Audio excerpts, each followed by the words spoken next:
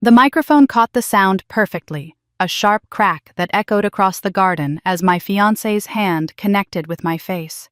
200 guests gasped in unison.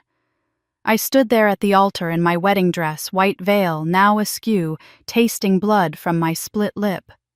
But it was what Mark said next that truly shattered everything. "I can't marry you, Taylor. I never loved you. I'm in love with Lily." He turned to the front row, dropped to one knee before my younger sister, and pulled out a different ring. "Lily, will you marry me instead?" My sister, my own flesh and blood, covered her face with trembling hands, tears streaming. "I'm so sorry," she whispered loud enough for everyone to hear. We tried to fight it, but we couldn't help how we feel. The crowd erupted in chaos, whispers, gasps, camera phones rising like a forest. My mother rushed to comfort Lily, not me, never me, because I was always the strong one. That's when I felt it rising inside me, not tears, not screams, not something far more dangerous. I smiled. Mark and Lily froze. They'd expected me to collapse, to flee in humiliation, to make this easy for them. They had no idea what I already knew. The recordings I had, the evidence I'd gathered, the prenup Mark signed without reading, the inheritance coming my way. They thought this was their victory. They didn't realize they'd just walked into a trap 20 years in the making. Stay with me, because what happened next didn't just shock that wedding hall, it destroyed them both completely. And I savored every single second. My name is Taylor Rivera. I'm 35 years old, and I've spent the last decade building a successful career in corporate finance, the kind of career that requires precision discipline and the ability to see patterns others miss. I grew up in a family where I learned early that being needed and being loved weren't quite the same thing, though I convinced myself for years they were close enough. The morning of my wedding day, I sat alone in my childhood bedroom, pinning my veil into place with hands that had stopped trembling an hour ago. Downstairs, I could hear my mother's voice carrying up through the floorboards, that particular tone she reserved for soothing Lily. My sister had apparently woken up feeling overwhelmed by all the emotion and needed the entire family to rally around her. Again. I'd already checked my lipstick 3 times, called the florist to confirm delivery, texted the photographer about the timeline, and double-checked that the caterer had my last-minute dietary updates. My bridesmaids had offered to come early, but I'd told them not to bother. I was used to managing on my own. In the Rivera family, that's what the eldest daughter did. She handled things while everyone else attended to Lily's feelings. The dress fit perfectly because I'd gone to all 5 alterations appointments alone. My hair was pinned in an elegant updo because I'd practiced it myself 3 times this week. Even my makeup was my own work, carefully applied in the early morning light while the house still slept. This should have felt wrong, I suppose. Brides are supposed to be surrounded by laughing friends and family, champagne-flowing mothers crying happy tears while buttoning up those tiny pearl buttons. But I'd learned not to expect that kind of attention. Expecting it only led to disappointment.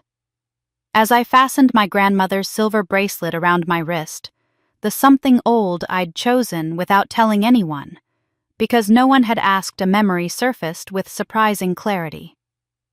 My high school graduation 12 years ago. I'd been valedictorian, standing at the podium giving my speech about resilience and future possibilities when I noticed my family's seats were empty. I found them in the parking lot afterward, Mom fanning a pale-faced Lily who'd felt faint in the heat. "You understand, don't you, honey?" Mom had said, not quite meeting my eyes. "Your sister needed us." I'd nodded and smiled and said of course, because that's what I did. That's what I'd always done. The bracelet caught the light as another memory followed my college acceptance to Yale full scholarship, the biggest achievement of my young life. I'd burst through the front door waving the letter and found Lily crying at the kitchen table over a breakup with her boyfriend of 3 weeks. The celebration dinner I'd imagined never happened. Instead, we'd ordered pizza and watched Lily's favorite movie while she curled up between our parents on the couch. I'd gone to my room and celebrated alone, telling myself that being independent was actually a gift. I didn't need validation. I didn't need them to make a fuss. My first major promotion at 28, youngest senior analyst the firm had ever appointed. I'd made the mistake of mentioning it at Sunday dinner right before Lily announced she was going through a difficult phase and thinking about quitting her job to find herself. The rest of the meal focused on Lily's journey of self-discovery. My promotion was mentioned once briefly, my father patting my shoulder and saying, "That's our Taylor, always making us proud," before turning back to discuss Lily's plans. 20 years of this. 20 years of being the strong one, the capable one, the one who didn't need support because I was already handling everything. I'd become so good at it that I'd convinced myself it was normal, healthy even, self-sufficient, independent, not abandoned, not invisible, just reliable. I stood and smoothed my dress, the silk whispering against my skin. Through the window I could see the garden where the ceremony would take place in less than an hour. The white chairs were arranged in perfect rows, the flower arrangements were spectacular. The string quartet was setting up under the arbor. Everything was exactly as I'd planned it during the hundreds of hours Mark had been too busy with work to help. That's when I saw them. Mark and Lily standing partially hidden by the large oak tree near the garden's edge. His hand was on her arm not casually but with a kind of tender familiarity that made something cold settle in my stomach. She was looking up at him with an expression I recognized from romance movies, soft, yearning, intimate. They stood too close, the space between them charged with something I couldn't name but recognized instinctively. I blinked, and the moment shattered as my mother appeared in my doorway, her eyes already wet with tears. "Oh, sweetheart, you look absolutely beautiful," she said. Then immediately, "Would you mind checking on Lily before we start? She's in her room and seemed upset. You know how she gets." "You're so good at calming her down." I turned away from the window, pushing down the unease. I was being paranoid. Wedding day jitters. Mark loved me. Lily was my sister. My family couldn't. "Of course, Mom," I heard myself say. "I'll go talk to her." Because that's what I did. I took care of everyone else, even on my own wedding day. As I descended the stairs toward the garden, my veil trailing behind me like a ghost, I couldn't shake the feeling that I was walking toward something far darker than marriage. But I kept walking anyway because stopping would mean acknowledging the doubt that had been growing in my chest for months, the one I'd been too afraid to examine. I wondered just for a moment if this day truly belonged to me or if I was once again playing a supporting role in someone else's story. I found Lily in her assigned room perfectly composed despite the supposed emotional crisis. Her tears had left no trace on her expertly applied makeup and she brightened immediately when I entered. "Taylor? Oh my God, you look stunning. I'm fine now, really. Just wedding day emotions, you know." She hugged me, and I caught a whiff of Mark's cologne on her dress. My stomach turned, but I pushed it down. I was imagining things. I had to be. 20 minutes later, we were arranged on the garden terrace for pre-ceremony family photos.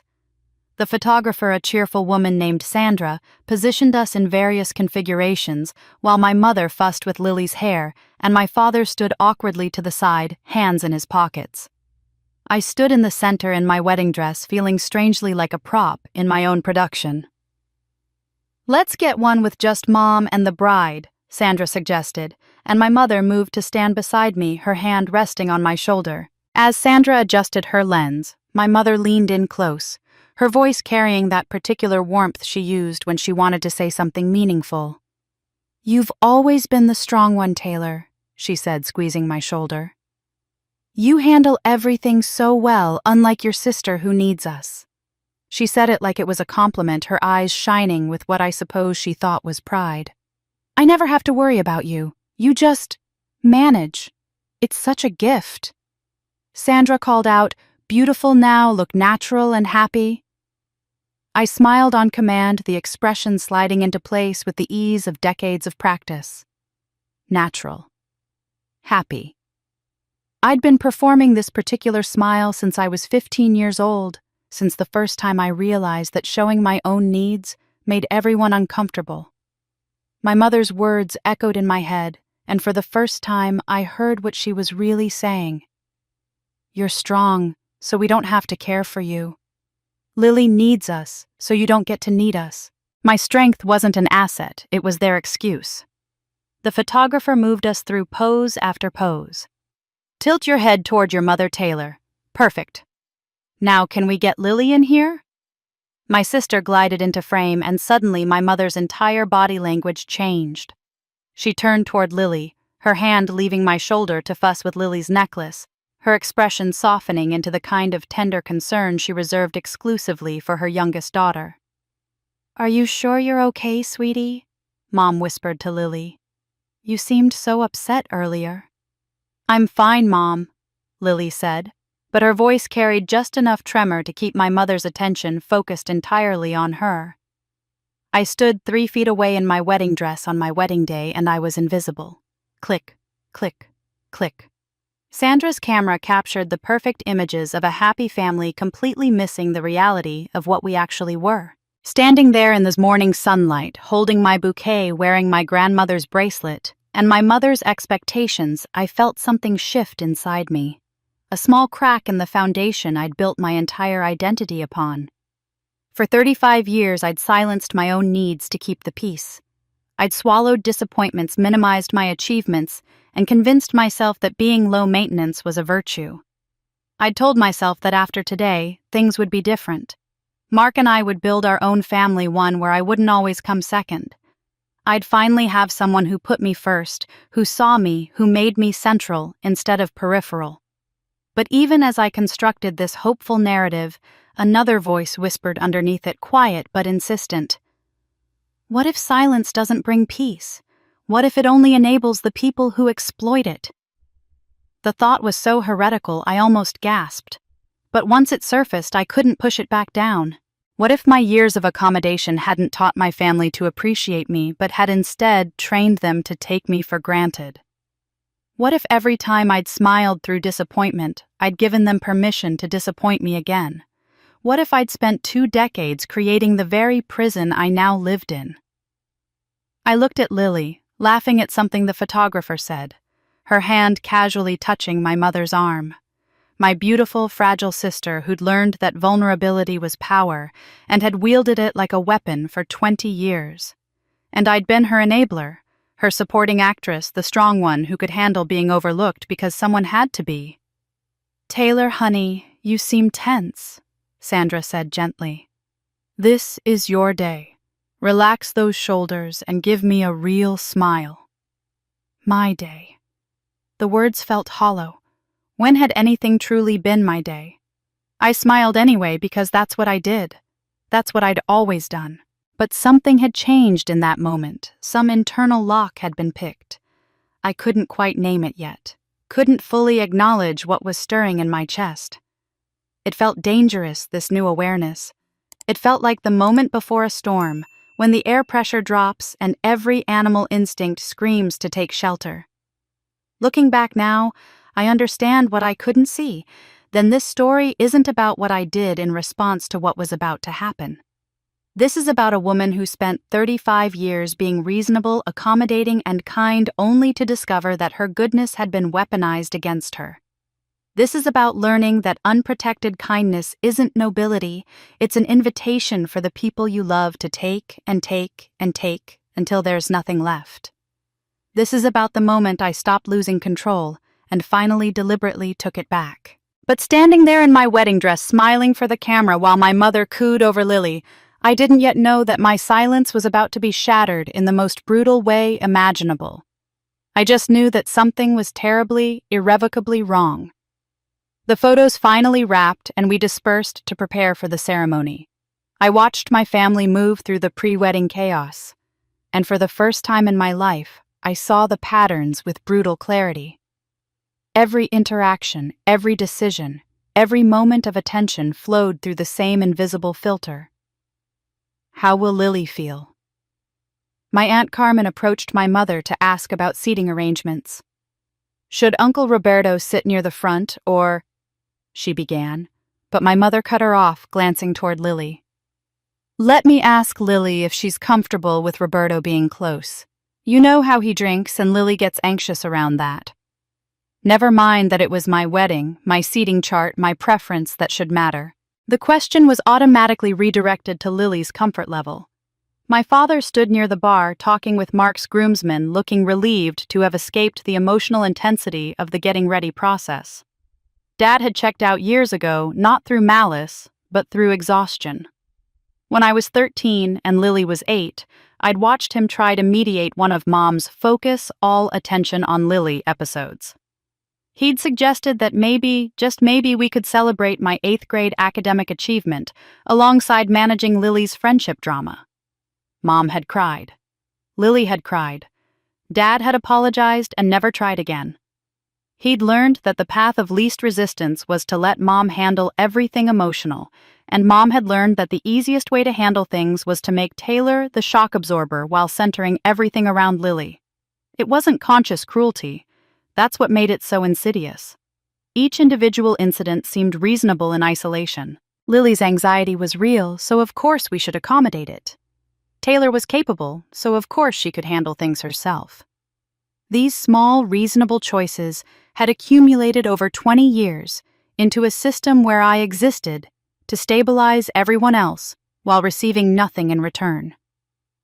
Mark found me as I was heading back inside, pulling me aside with that warm smile that had first attracted me 3 years ago.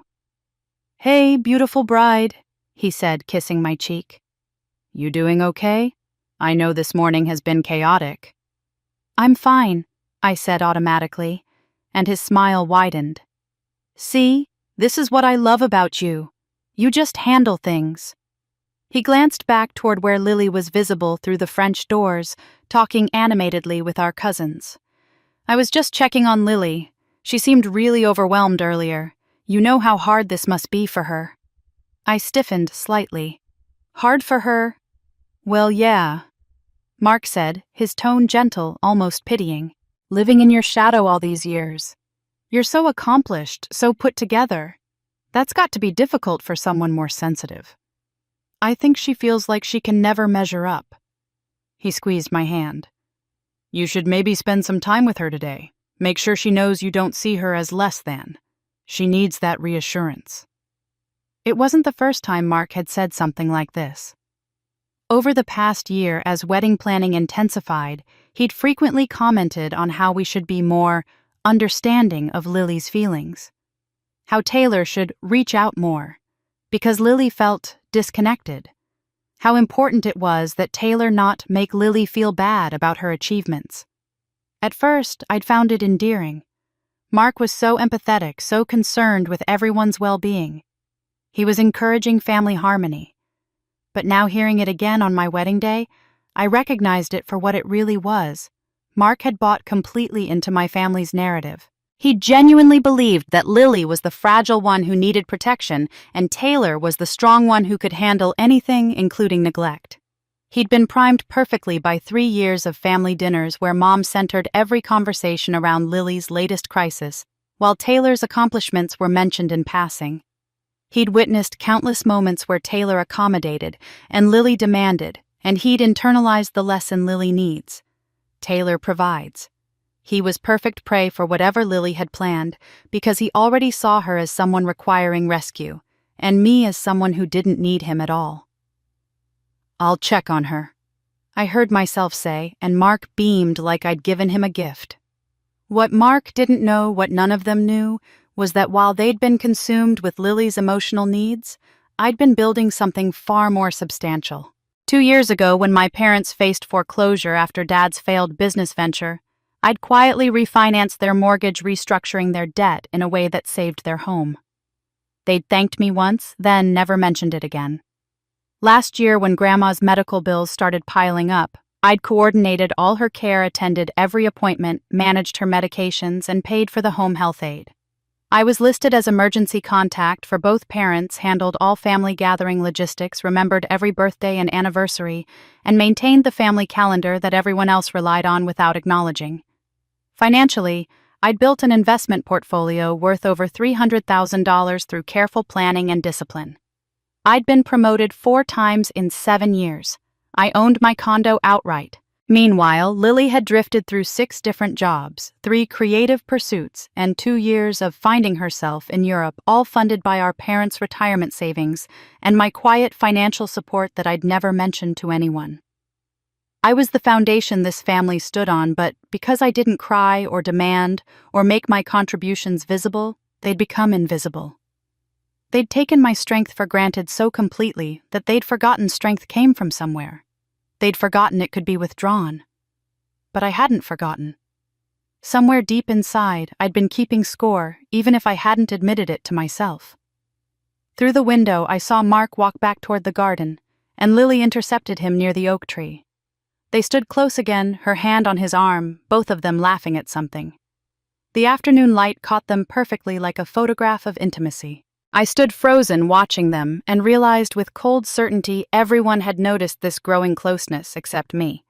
Or maybe I'd noticed and chosen not to see because seeing would mean acknowledging that the people I loved most were capable of the unthinkable. I turned away from the window, forcing myself to move toward the bridal suite. The ceremony would begin in 30 minutes. I needed to finish getting ready, needed to stop seeing shadows where there was probably nothing. My mind drifted to the conversation I'd had with my grandmother the night before she died just over a year ago. She'd asked me to sit with her, had taken my hand with fingers that trembled from age and illness. "I need to tell you about the drowning," she'd said, her voice thin but urgent. "About what really happened that summer." I'd been 15, Lily 10. We'd gone swimming at the family lake house that last golden summer before everything changed. Lily had swum out too far, gotten caught in a current she couldn't fight. I'd heard her screaming and dove in, pulling her back to shore while she coughed up water and cried. The paramedics came, checked her vitals, said she'd swallowed a lot of water but would be fine. They'd recommended observation for 24 hours, nothing more. But the family's reaction had transformed a frightening accident into foundational mythology. Lily became the girl who almost drowned, fragile and precious, requiring constant monitoring. Mom couldn't sleep for weeks, convinced Lily might stop breathing in the night. Dad installed locks on every pool and pond within a mile radius, and me, I carried guilt that no one explicitly assigned but everyone's behavior reinforced. If I'd been watching more carefully, if I'd noticed sooner, if I'd been a better big sister. The doctors said she was fine.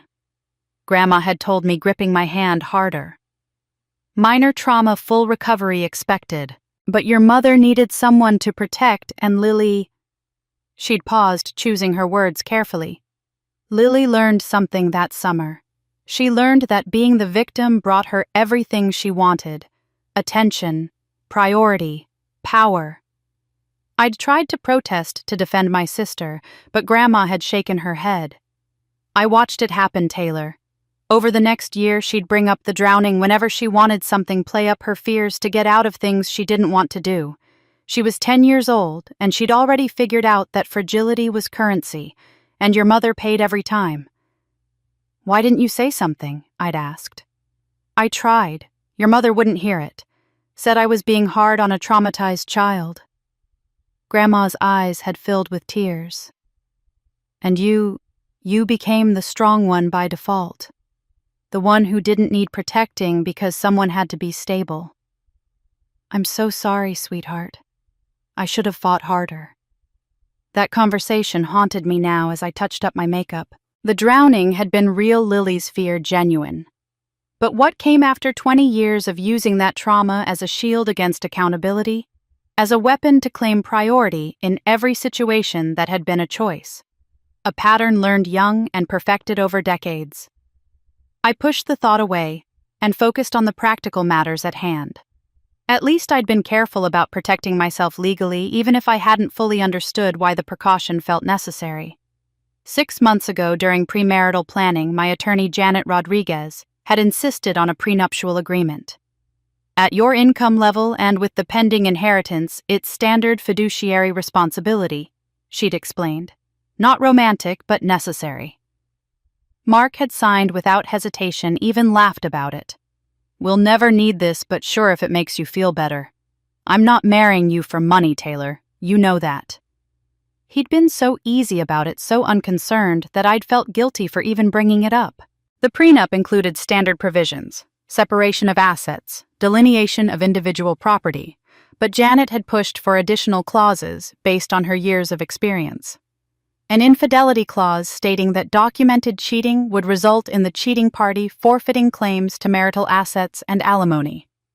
A public humiliation clause, unusual but not unheard of, specifying that deliberately causing public scandal or reputational damage would trigger liquidated damages of $175,000. "I've seen too many clients destroyed by public betrayal," Janet had said when I questioned the humiliation clause. "Especially women. The financial hit is nothing compared to the professional and social damage. This gives you recourse if someone tries to weaponize your personal life against you." I'd agreed because it made logical sense, not because I suspected Mark of anything. It was a shield, not a weapon. Insurance I'd never need but felt prudent having. After all, I'd spent my career managing risk. Why should my personal life be any different? The real complication, though, was Grandma's estate. When she died last year, her will had been crystal clear: everything to Taylor. The house at the lake, her investments, her savings, approximately $2.3 million total. It was in probate now, a slow legal process that wouldn't finalize for another few months. Lily had not taken the news well. "It's not fair," she'd said at the reading of the will, tears streaming down her face. "I loved her too. Why does Taylor get everything?" Mom had immediately jumped to Lily's defense. "Taylor, surely you'll share with your sister. Grandma would have wanted you both taken care of." But Janet had been firm. "The will is explicit. Your grandmother was mentally competent when she wrote it. She chose to leave everything to Taylor because Taylor was her primary caregiver for 5 years. Legally and ethically, that money is Taylor's alone." I'd watched Lily's face during those discussions, seen something flicker behind her tears that looked less like grief and more like calculation. Over the past year, she'd made occasional comments about the unfairness of it all, about how Taylor already had a successful career and didn't need the money, about how Lily was struggling and could really use the help. The family had pressured me to share to keep the peace, to remember that Lily was family. But I'd held firm, partly because Janet advised it, and partly because something in Lily's desperation made me uneasy. I hadn't realized then what I understood now, watching her through the window with my fiancée. Lily wasn't just angry about the money. She was terrified of being left behind while I built the life she thought she deserved. The inheritance wasn't about greed, it was about the final, undeniable proof that Taylor had won. I checked my reflection one last time, adjusted my veil, and took a deep breath. Everything was in place. The prenup was signed.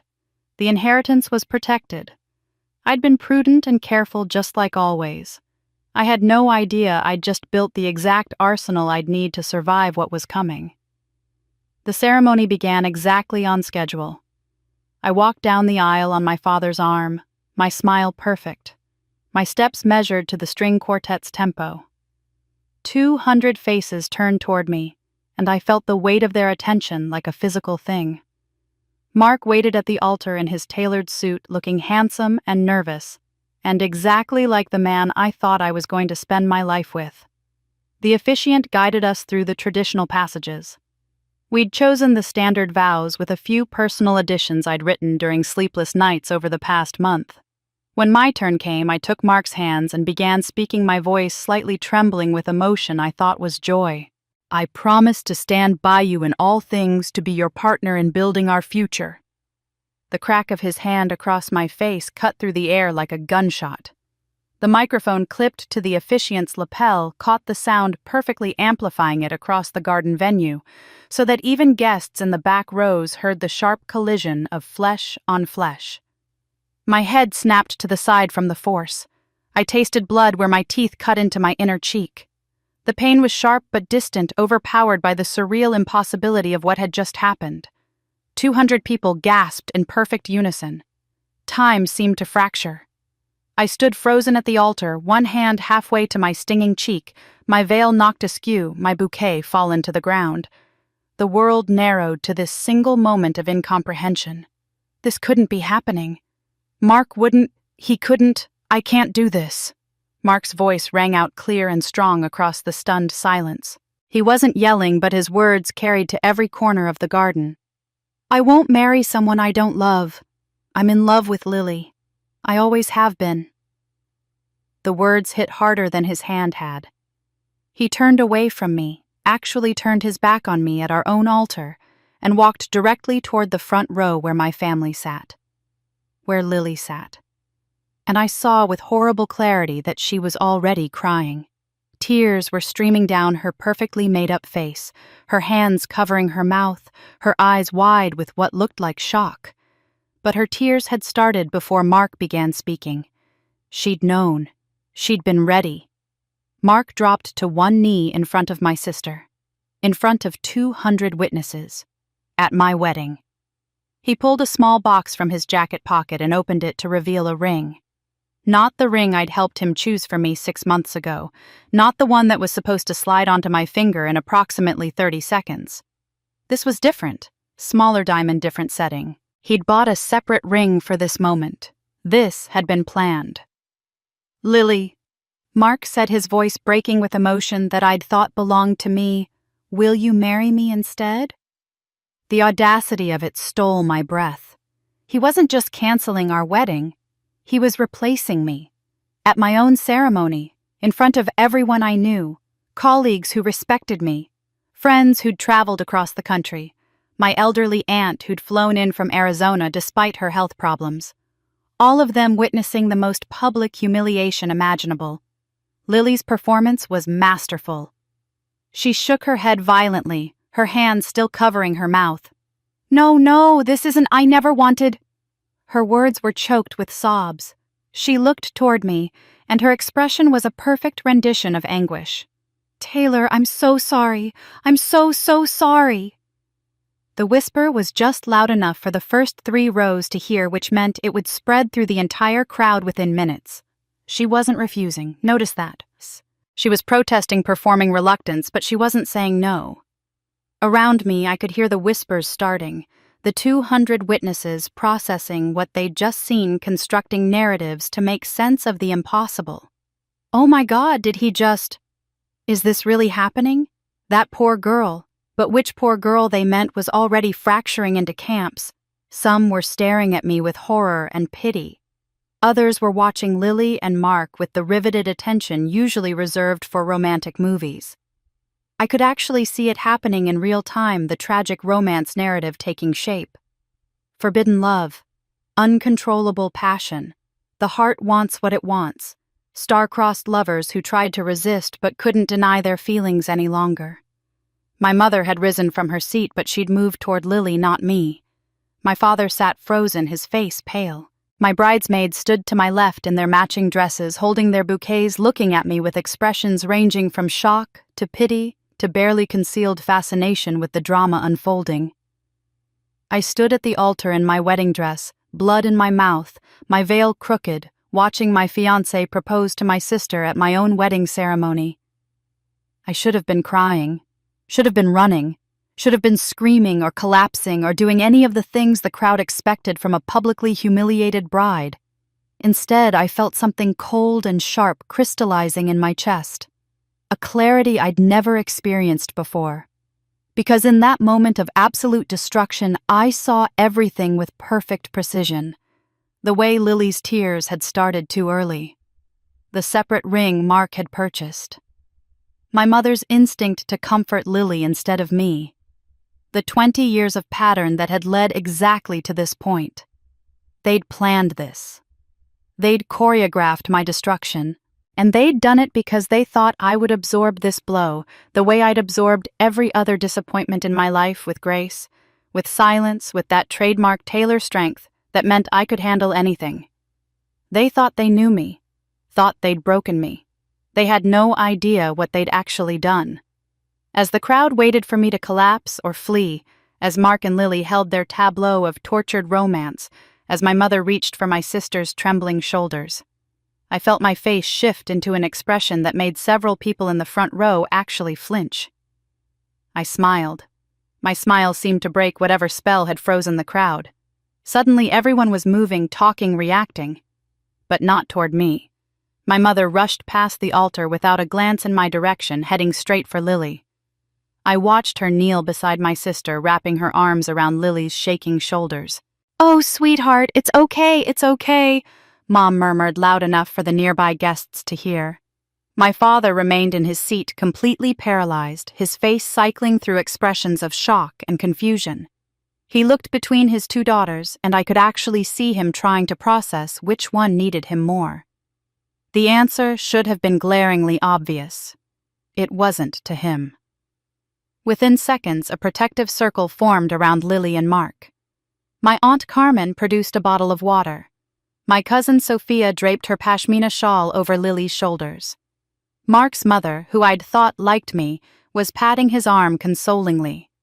They were treating Lily like the wounded party, shielding her from the staring crowd, speaking in soothing tones about love and difficult choices and brave honesty.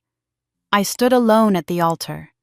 My maid of honor, Jessica, hovered 3 feet away, her face a mask of uncertainty. She took one tentative step toward me, then stopped, glancing toward the crowd as if checking whether approaching the humiliated bride might be social suicide.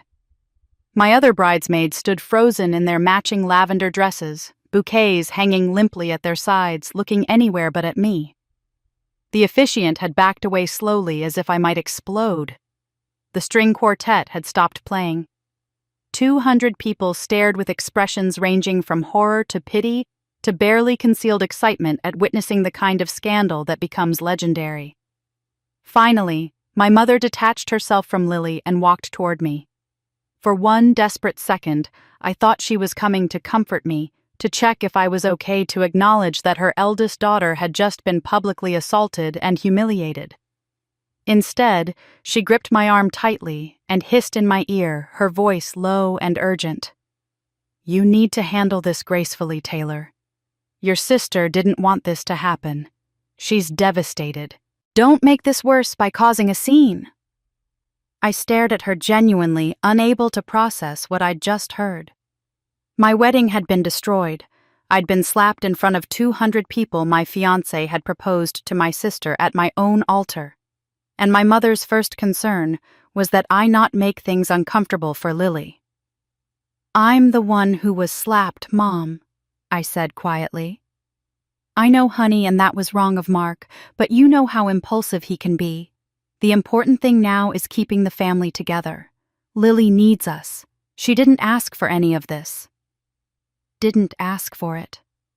As if Mark had spontaneously developed feelings for Lily this morning, instead of planning this destruction with a separately purchased engagement ring. Around us, I could hear the crowd's whispers crystallizing into narratives. Human beings are storytelling creatures. They can't just witness chaos, they have to make sense of it, shape it into something comprehensible. And I was watching in real time as 200 people constructed competing versions of reality. Did you see how devastated Lily looked? She must have been suffering in silence for months. The heart wants what it wants. You can't control who you fall in love with. It's actually better this happened now than after they were married. Mark was honest about his feelings. That poor girl torn between her sister and the man she loves. What an impossible position. But others were less sympathetic to the romance narrative. I caught fragments of different reactions. He hit her. He actually hit her at the altar. This is sick. Who does this to someone? That sister knew exactly what she was doing, crying right on cue. The crowd was fracturing into camps, and I could see the danger with crystalline clarity. If the romantic narrative won star-crossed lovers who couldn't deny their passion, then any response I made beyond gracious acceptance would be cast as vindictive. I would transform from bride to obstacle, from victim to villain, from the protagonist of my own wedding to the antagonist in someone else's love story. One of Mark's groomsmen, a guy named Trevor, who I'd met exactly twice, was already defending him. Mark's been unhappy for months, honestly. I think he was trying to do the right thing by going through with it, but he couldn't live a lie. This took guts. Guts.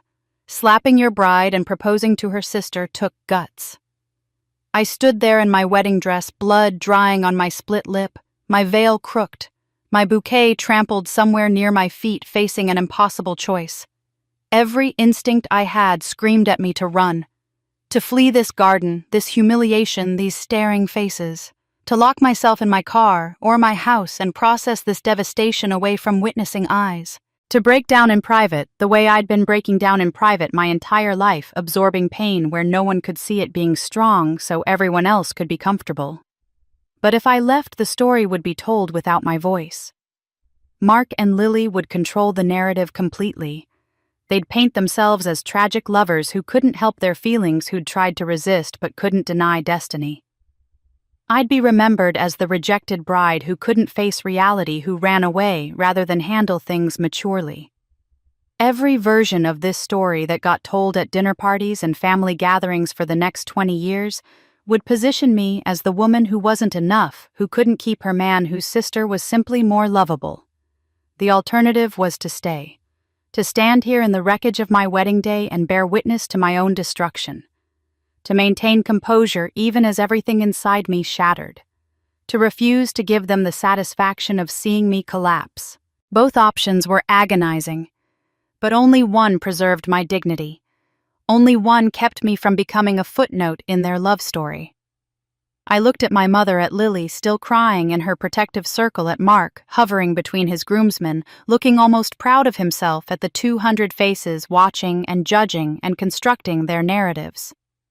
I thought about 20 years of being told I was strong enough to handle anything, of absorbing everyone else's needs, of making myself smaller so Lily could be bigger. I lifted my chin and met my mother's eyes with perfect calm. "I'm not going anywhere." My mother's face went pale at my words, but I'd already turned away from her. The garden had descended into complete chaos. Guests clustered in groups, whispering furiously. Some were openly filming on their phones, now recording every moment of this disaster for posterity or social media. The wedding coordinator stood near the reception tent, wringing her hands clearly, trying to figure out whether to proceed with the dinner for 200 or send everyone home. Family members argued in hushed but urgent tones. And through it all, Lily sat in her protective circle, crying delicately into a tissue, while Mark hovered nearby, looking simultaneously triumphant and uncertain. I walked slowly back toward the microphone still attached to the officiant's lectern. My legs felt disconnected from my body, but I kept my spine straight, my steps measured. When I reached for the microphone, my hand was shaking, but my voice when I spoke was perfectly steady. "May I have everyone's attention, please?" The effect was immediate and startling. Conversations cut off mid-sentence. Heads turned toward me in unison. The garden fell into a silence so complete I could hear the fountain trickling in the distance and the rustle of wind through the flower arrangements. Into that silence, the abandoned bride, speaking calmly, was so unexpected it seemed to reset the entire scene. "I understand that this is an unusual situation," I continued, and I was distantly proud that my voice didn't waver. "I ask for one thing. Please allow me to consult with my attorney before any further announcements are made. There are legal matters that need immediate attention." I saw the confusion ripple through the crowd. Legal matters. The temperature of the garden seemed to shift, the dramatic emotional temperature cooling into something more clinical and practical. I wasn't crying or screaming or demanding explanations. I was treating this like a business transaction that required professional management. Mark's face went from uncertain to alarmed. I saw him exchange a quick glance with Lily, and for the first time I caught a flash of something other than anguish in her expression. Calculation, maybe. Concern. The realization that I wasn't responding according to their script. I didn't elaborate. I simply stepped back from the microphone and scanned the crowd until I found who I was looking for. Janet Rodriguez stood near the back, still in the elegant navy suit she'd worn as a guest. Our eyes met, and she was already moving toward me before I could gesture. Janet was 58, a family law specialist I'd worked with professionally on corporate benefits issues and personally during my premarital planning.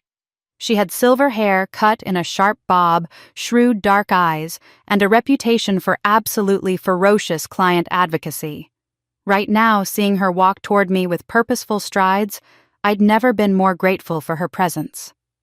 "Taylor," she said quietly when she reached me, touching my arm briefly. "I'm so sorry. What do you need?" "Legal clarity," I said, surprised at how calm I sounded. "Now."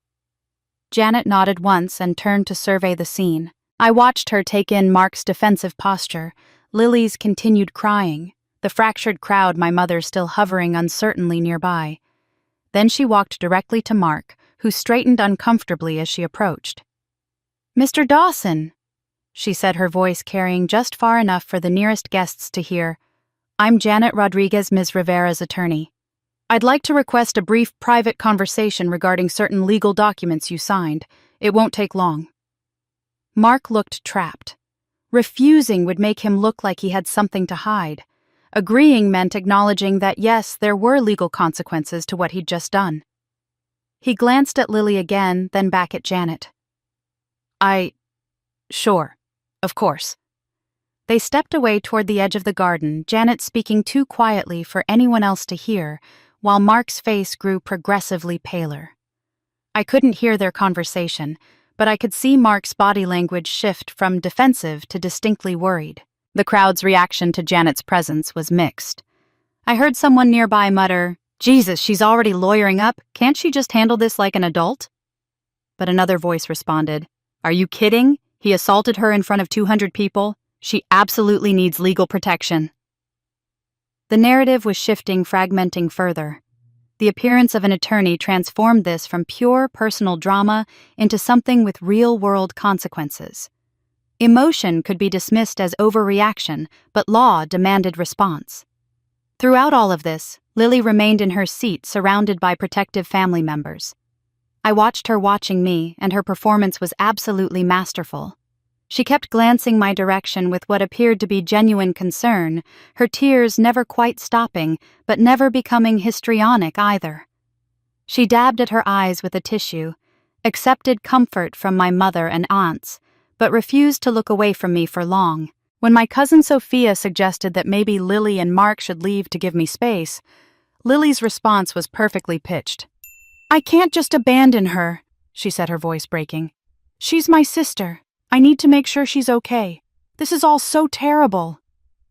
I watched several family members' expressions soften at that.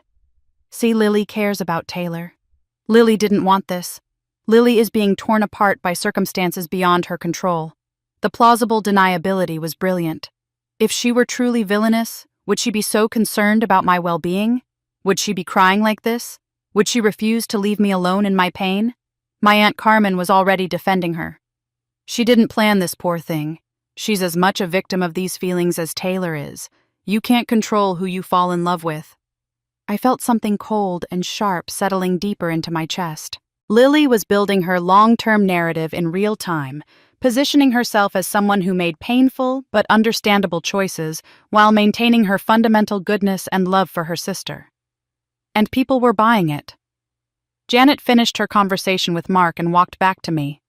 Mark looked like he might be sick. She leaned close and whispered in my ear, her voice urgent. "We need to discuss your prenuptial agreement immediately. You need to hear this in private." Janet and I retreated to a private room in the venue, while the garden remained frozen in shocked tableau.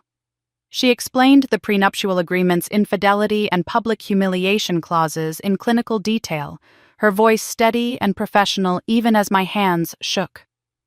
The legal protections I'd put in place as simple prudence had suddenly become weapons I hadn't known I'd need.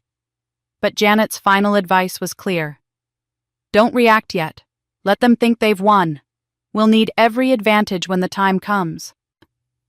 24 hours later, I understood exactly what she meant. I sat in my silent condo, scrolling through messages from family members watching in real time as Mark and Lily constructed their narrative. They'd apparently spent the entire night coordinating their story, and by Sunday morning they were presenting a unified front to anyone who would listen. My cousin Sophia had texted me the highlights after a family brunch I'd been conspicuously not invited to. "Lily is devastated. She says they fought their feelings for months. Mark says he tried to deny it, but couldn't live a lie.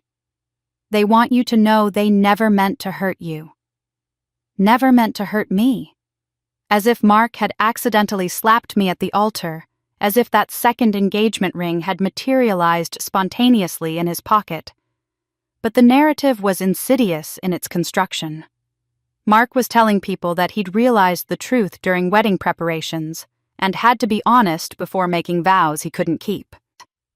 The framing made his betrayal sound almost noble, better to destroy me publicly than to enter a dishonest marriage and hurt me worse later.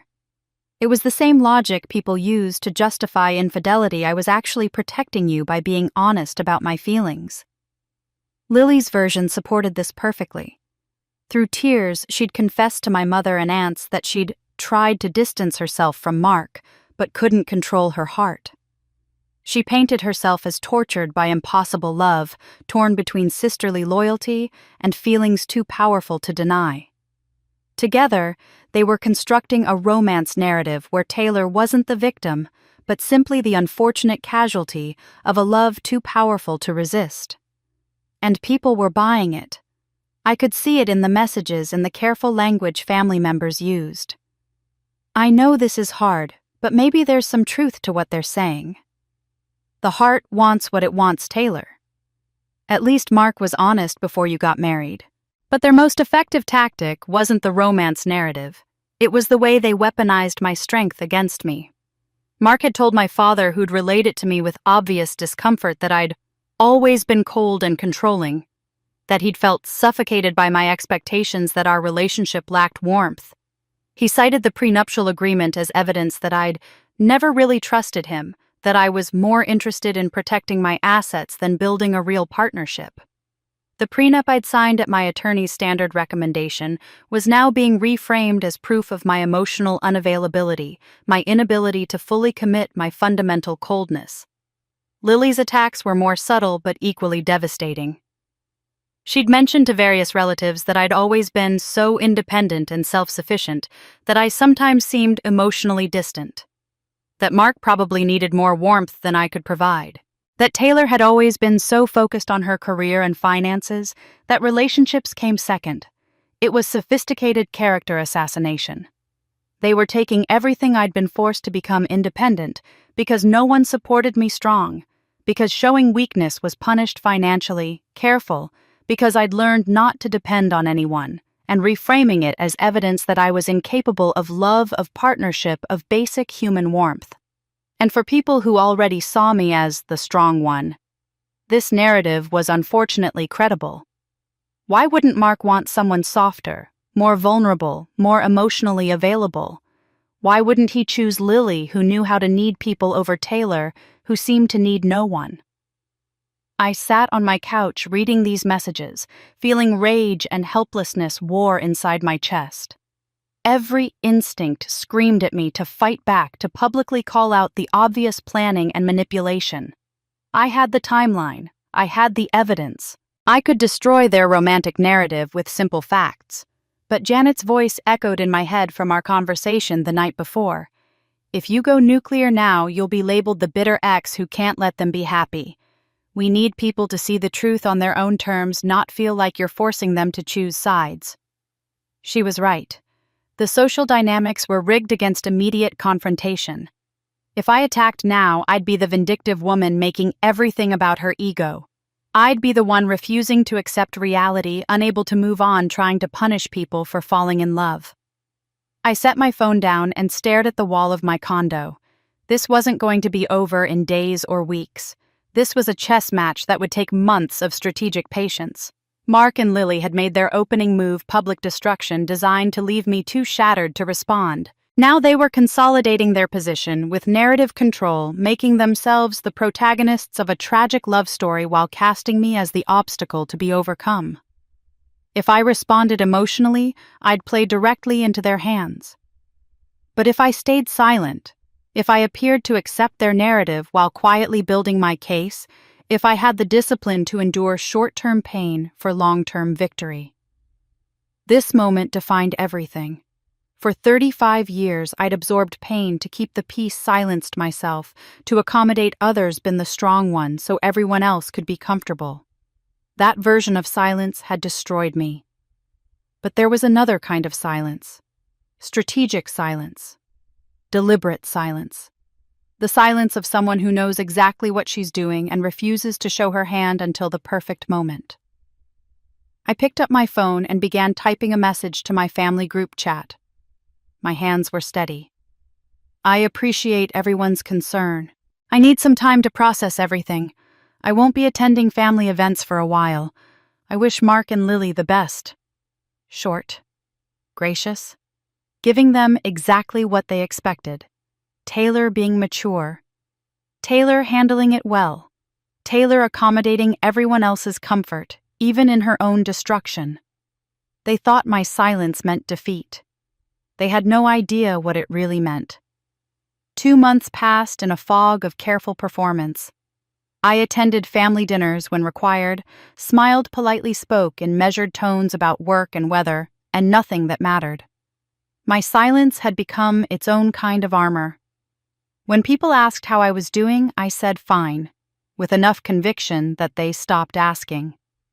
When they mentioned Mark and Lily, who had moved in together within 3 weeks of the wedding disaster, I nodded and changed the subject. The family interpreted my composure as acceptance. My mother actually told me she was proud of how mature I was being about everything.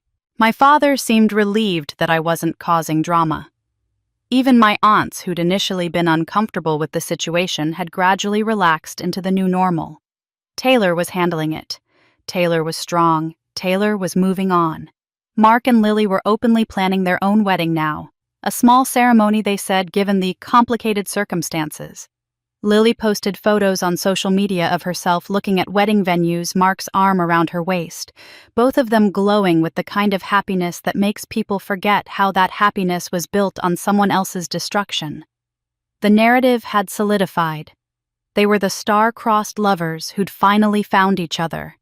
I was the unfortunate obstacle who'd been graciously moved aside. The fact that I wasn't fighting it, wasn't causing scenes, wasn't trying to ruin their happiness, was taken as evidence that deep down, I knew they belonged together. Into this false calm, I scheduled a meeting with Janet Rodriguez at her downtown office. It was a Tuesday afternoon in late October, the air crisp with the promise of winter. Janet's assistant showed me into her private conference room, and when Janet entered, she took one look at my face and closed the door. "What do you have?" she asked. I pulled out my phone and set it on the table between us. Recordings, 3 of them. Mark and Lily planning everything. Janet's expression didn't change, but her eyes sharpened with immediate professional interest. How were they obtained? 2 weeks before the wedding, I noticed Mark was getting text notifications at odd hours, messages he'd quickly dismiss or hide. I wasn't trying to spy, I was trying to confirm I wasn't paranoid. I took a breath, remembering those awful nights of growing suspicion. I installed a location-sharing app on both our phones. He consented to it verbally. We'd talked about using it for safety during travel. What he didn't know was that the app had recording capabilities that activated during phone calls when certain keywords were detected. "What keywords?" Janet asked.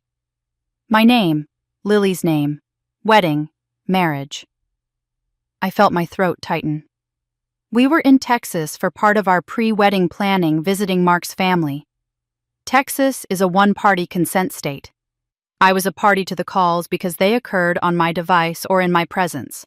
The recordings are legal. Janet sat back, her expression carefully neutral. "Show me." I played the first recording. Lily's voice came through clearly 2 weeks before the wedding. "We need to do this publicly. If it's private, she'll fight it. If it's humiliating, she'll be too destroyed to respond effectively, and everyone will feel sorry for us." Mark's voice uncertain. "Are you sure it seems cruel?" "It's necessary. Taylor is strong. She'll recover. But only if we make sure she can't fight back immediately." Janet's jaw tightened, but she said nothing. The second recording, 1 week before the wedding. Mark sounded worried now. "What if she tries to keep the house? The investment accounts? She makes more than I do, and with that prenup..." Lily cut him off. "That's why you do it at the altar. The public spectacle guarantees sympathy. No one will support her if she tries to take you for everything after you were honest about your feelings. We control the narrative." But the prenup has clauses, only if anyone believes she deserves to enforce them. That's why the public humiliation is essential. She needs to look pathetic, not powerful. The third recording was the worst. The night before the wedding, Lily's voice coaching Mark through every detail. You need to make it shocking. A slap is perfect, violent enough to stun her, not violent enough to turn everyone completely against you. Some people will actually defend you for being passionate, then immediately turn to me. Have the ring ready. Make it look spontaneous but romantic. What if she fights back? Mark asked. She won't. She never does. She spent 35 years absorbing pain to keep the peace. One more catastrophe, and she'll just shut down like she always does. The recording ended. Janet was silent for a long moment, her fingers steepled in front of her face. Jesus Christ, she finally said. This is premeditated psychological warfare. I know. The recordings are clean, legally obtained. They prove bad faith, prove planning, prove intent to cause harm for financial gain. Janet started making notes. This strengthens your prenup enforcement position enormously. The infidelity clause is solid, but the public humiliation clause becomes absolutely airtight with this evidence. They planned your public destruction specifically to prevent you from defending yourself. Can we use them? I asked. In civil proceedings related to the prenup, absolutely. In any criminal proceedings, she paused. Unfortunately, no crime was technically committed. Slapping you was assault, but you didn't press charges, and the statute of limitations clock is running. The conspiracy to defraud is more complex, but without direct financial theft, it's hard to prosecute. What about public release? I asked. Posting them online, sending them to family. Janet's expression turned grave. That's where it gets risky. Lily could claim privacy invasion defamation if she can argue they're edited or taken out of context, even potential harassment. And here's the strategic problem: if you release them publicly now, you look vindictive. Bitter ex-bride releases private recordings to destroy her sister's happiness. They'll claim you doctored them, that you're obsessed, that you can't let them move on. She leaned forward. Taylor, these recordings are leverage, not ammunition. We use them strategically to secure your legal position to negotiate the prenup enforcement to protect your assets. But we don't release them publicly unless absolutely necessary. Right now, these give you power, but only if Mark and Lily don't know you have them. I absorbed this feeling, the weight of the decision. Immediate vindication versus strategic advantage. The satisfaction of watching their narrative collapse versus the power of keeping them ignorant of the trap they'd walked into. How long can we make them believe they've gotten away with it? I asked. Janet smiled, and it wasn't a kind expression. As long as you want. Janet and I agreed to keep the recordings secret for now, to let Mark and Lily believe they'd executed their plan flawlessly. I left her office with a strange sense of calm. For the first time since the wedding disaster, I had something they didn't know I had.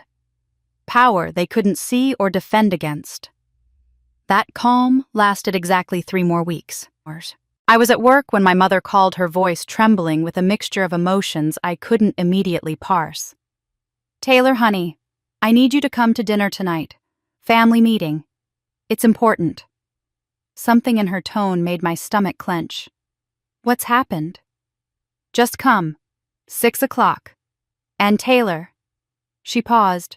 Please come with an open heart.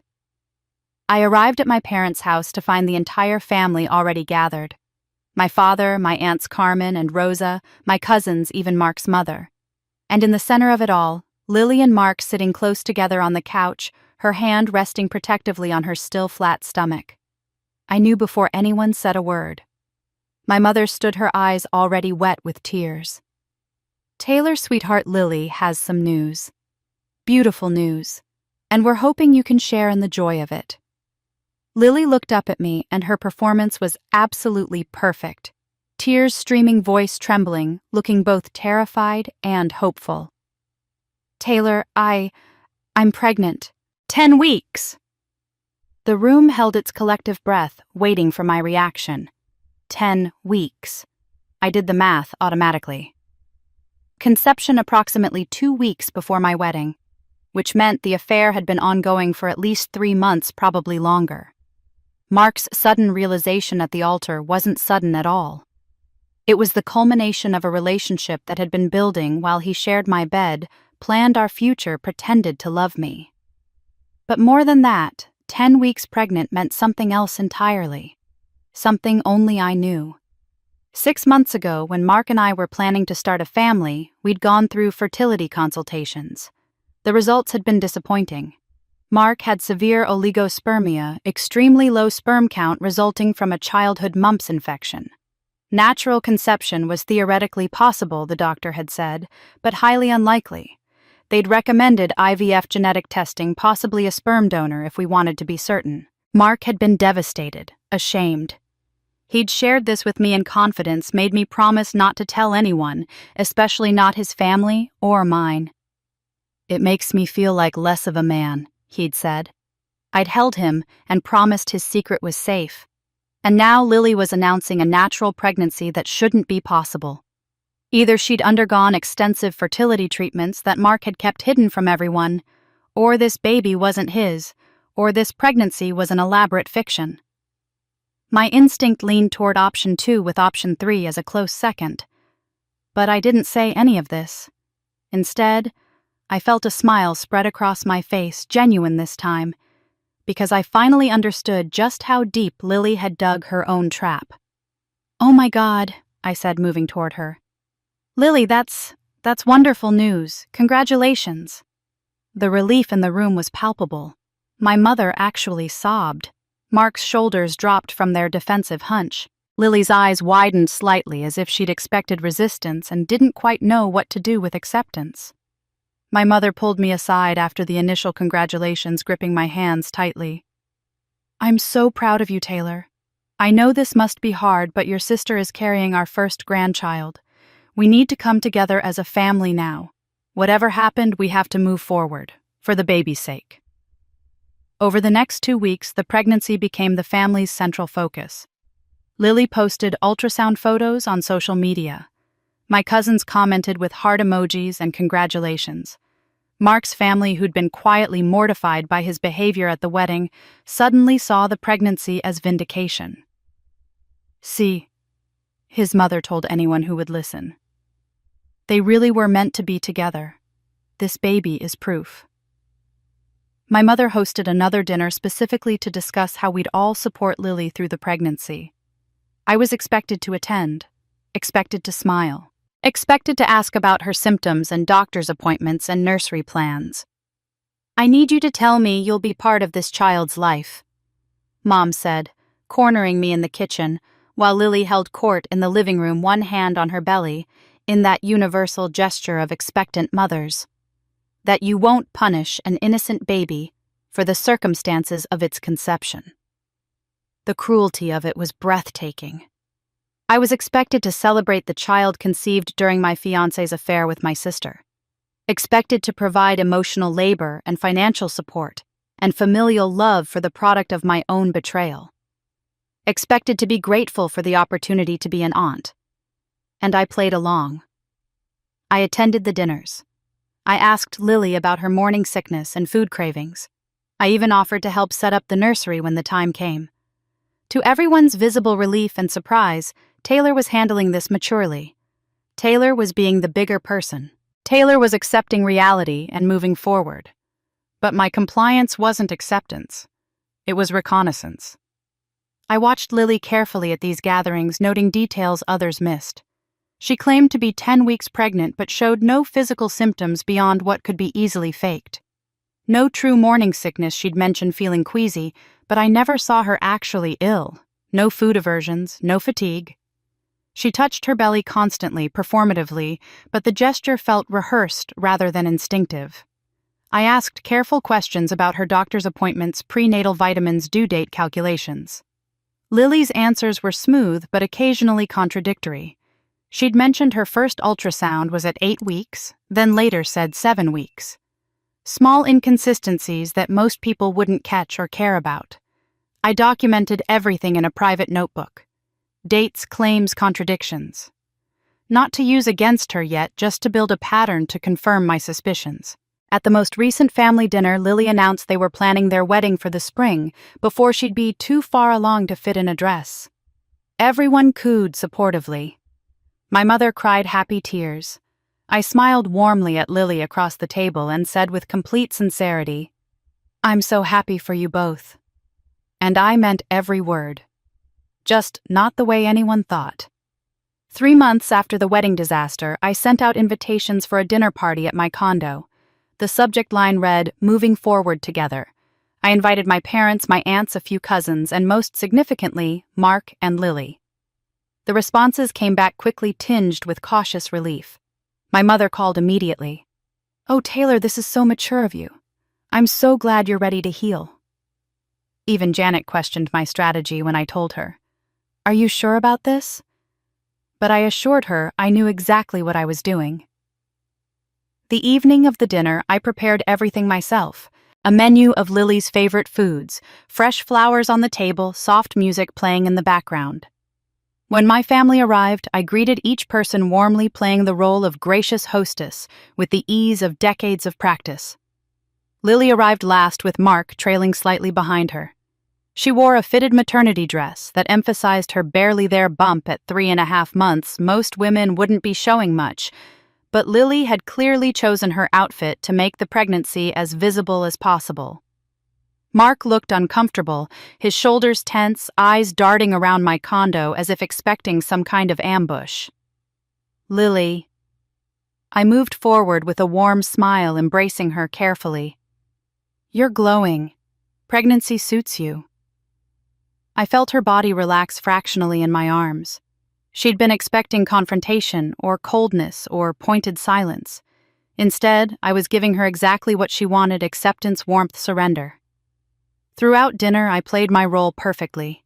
I asked about the pregnancy with genuine seeming interest. "How are you feeling? Are the symptoms terrible?" Lily launched into a detailed description, one hand resting protectively on her stomach. "The morning sickness has been awful. It started at week 6 and I'm still dealing with it. Some days I can barely keep anything down." I nodded sympathetically, filing away the information.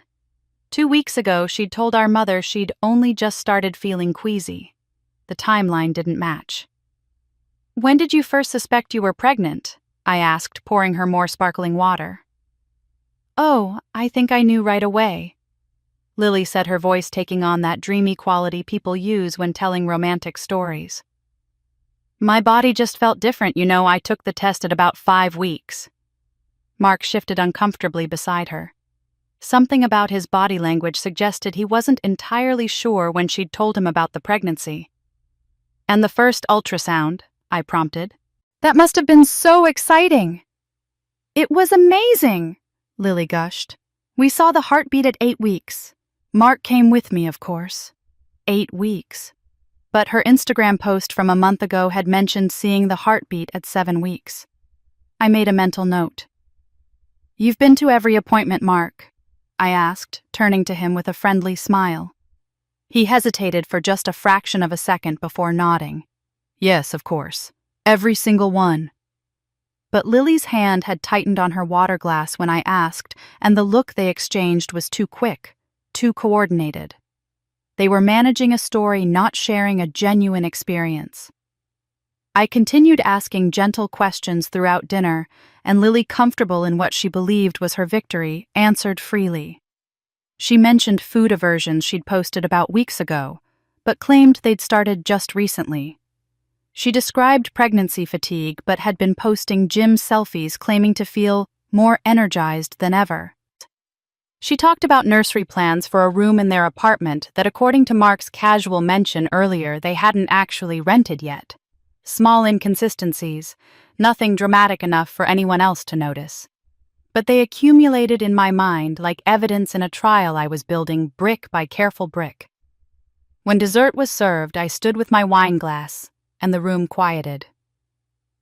"I want to make a toast," I said, and saw Lily's eyes glisten with what looked like genuine emotion. She thought this was her final victory, the moment when Taylor publicly blessed the relationship, and everyone could stop feeling awkward. "To new beginnings," I said, smiling at each person around the table. And unexpected blessings. May we all find exactly what we deserve. The double meaning was lost on everyone except possibly Janet, who was watching me with sharp, knowing eyes. Everyone else raised their glasses, relieved that the family was healing, that Taylor was being so gracious, that everything was going to be okay.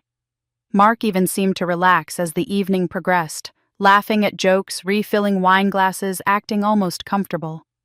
They both believed I'd surrendered, that I'd accepted my role as the understanding ex, who was mature enough to move past her own pain for the family's sake.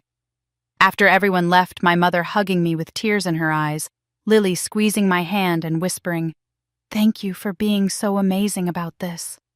I sat alone in my silent condo and felt something crystallize inside my chest. This wasn't just about Mark's betrayal. This wasn't even just about Lily's manipulation. This was about 35 years of a pattern I'd been too complicit in to recognize. I'd spent 2 decades being invisible, being expected to accommodate, being assigned the role of the strong one who didn't get to be fragile or protected or centered. The drowning incident when I was 15 hadn't started this pattern. It had only codified it, given it a mythology to justify what was already happening. Taylor was strong. Lily was fragile. Therefore, Taylor could handle being overlooked, dismissed, exploited. I'd apologized for being competent. I'd minimized my achievements. I'd silenced my own needs so thoroughly that I'd convinced myself I didn't have any. I'd been punished for my strength by being given more and more to bear without any support in return. And now I was expected to smile and congratulate the people who'd orchestrated my public humiliation, who were building their happiness on my destruction, who were possibly perpetrating an elaborate deception about a pregnancy I suspected was either not Mark's or not real at all. But I wasn't the same person who'd stood at that altar 3 months ago. Something fundamental had shifted. I didn't just want legal victory or financial protection anymore. I wanted truth. I wanted the world to see what had been done to me, not for revenge, but because silence had been my cage for too long. I walked to the bathroom mirror and studied my reflection. Same face, same eyes, but someone different looked back at me now. "The drowning should have taught me," I whispered to my reflection. "Lily has always known exactly what she's doing." 1 week after my reconciliation dinner, I scheduled a family meeting at my parents' house. When everyone gathered confused but curious, I made my announcement with a carefully rehearsed smile. I've been doing a lot of thinking about family and what really matters. I began watching Lily and Mark exchange uncertain glances from the couch. And I've decided that whatever happened between us, there's an innocent child who deserves to be supported. So I'm establishing a trust fund for the baby. The room went completely silent. $50,000 to be released at birth. I continued pulling out the documents Janet and I had prepared.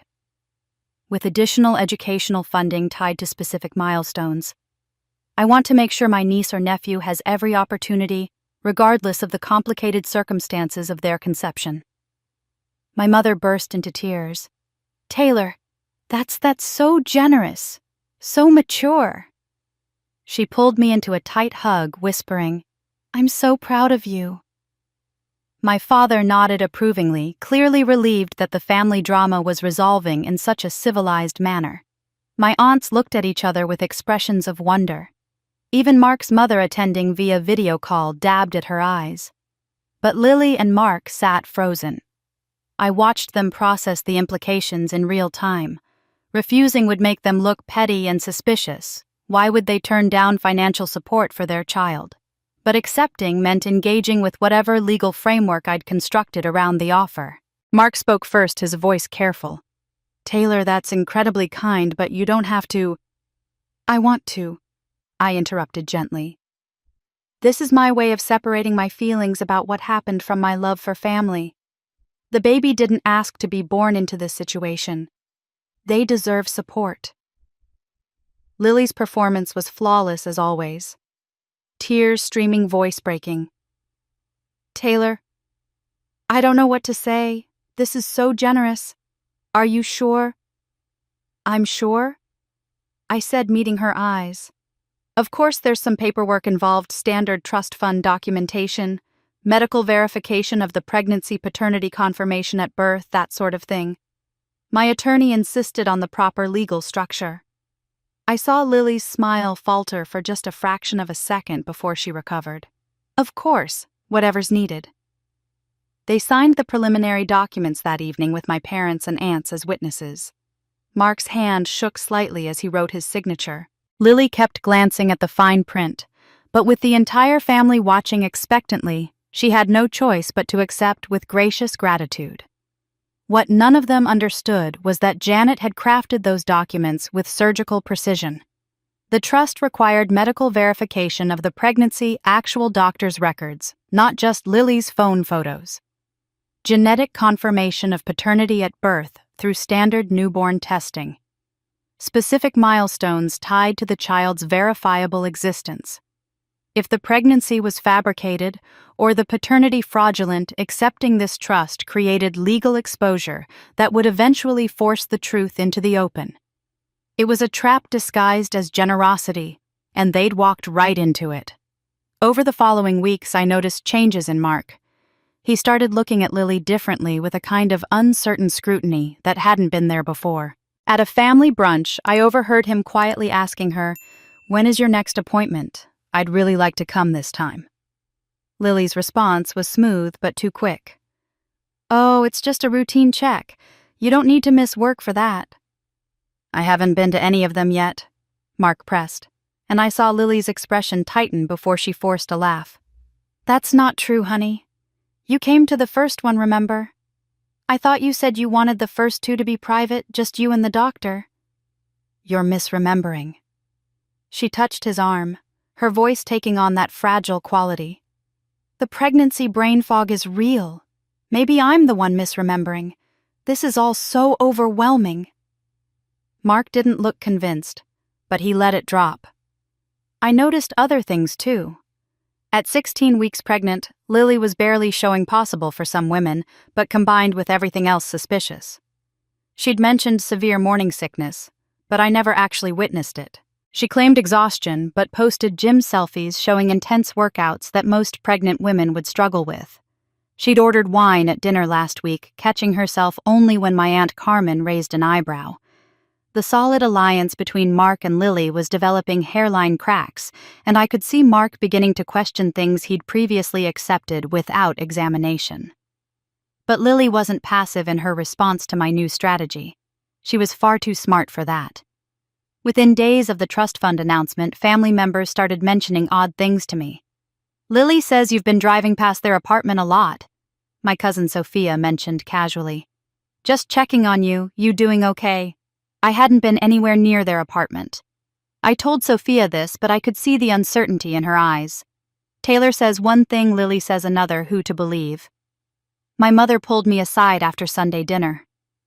"Honey, Lily showed me some text messages from you. She's worried you might be having trouble letting go. The messages seemed a bit intense." I asked to see them. They were completely innocuous texts. "Hope you're feeling well," and "Let me know if you need anything." But Lily had apparently been showing them to family members with a narrative of obsessive behavior attached. "Mom, those are normal supportive messages," I said calmly. "I know, sweetie. Lily mentioned you might benefit from talking to someone, processing everything that happened. Would you consider therapy?" I recognized the trap immediately. If I refused, I looked defensive. If I agreed, I validated the narrative that I was struggling, unstable, unable to move on. "I think that's a great idea," I said with a genuine smile. "I'll look into it this week." My mother looked relieved, and I realized Lily was playing this perfectly. She was constructing a preemptive narrative. Taylor is obsessed, can't let go, might be emotionally unstable. If I eventually exposed the pregnancy fraud or revealed the recordings, that exposure would be filtered through this lens. Poor Taylor, so desperate to destroy her sister's happiness that she's fabricating evidence, making wild accusations, unable to accept reality.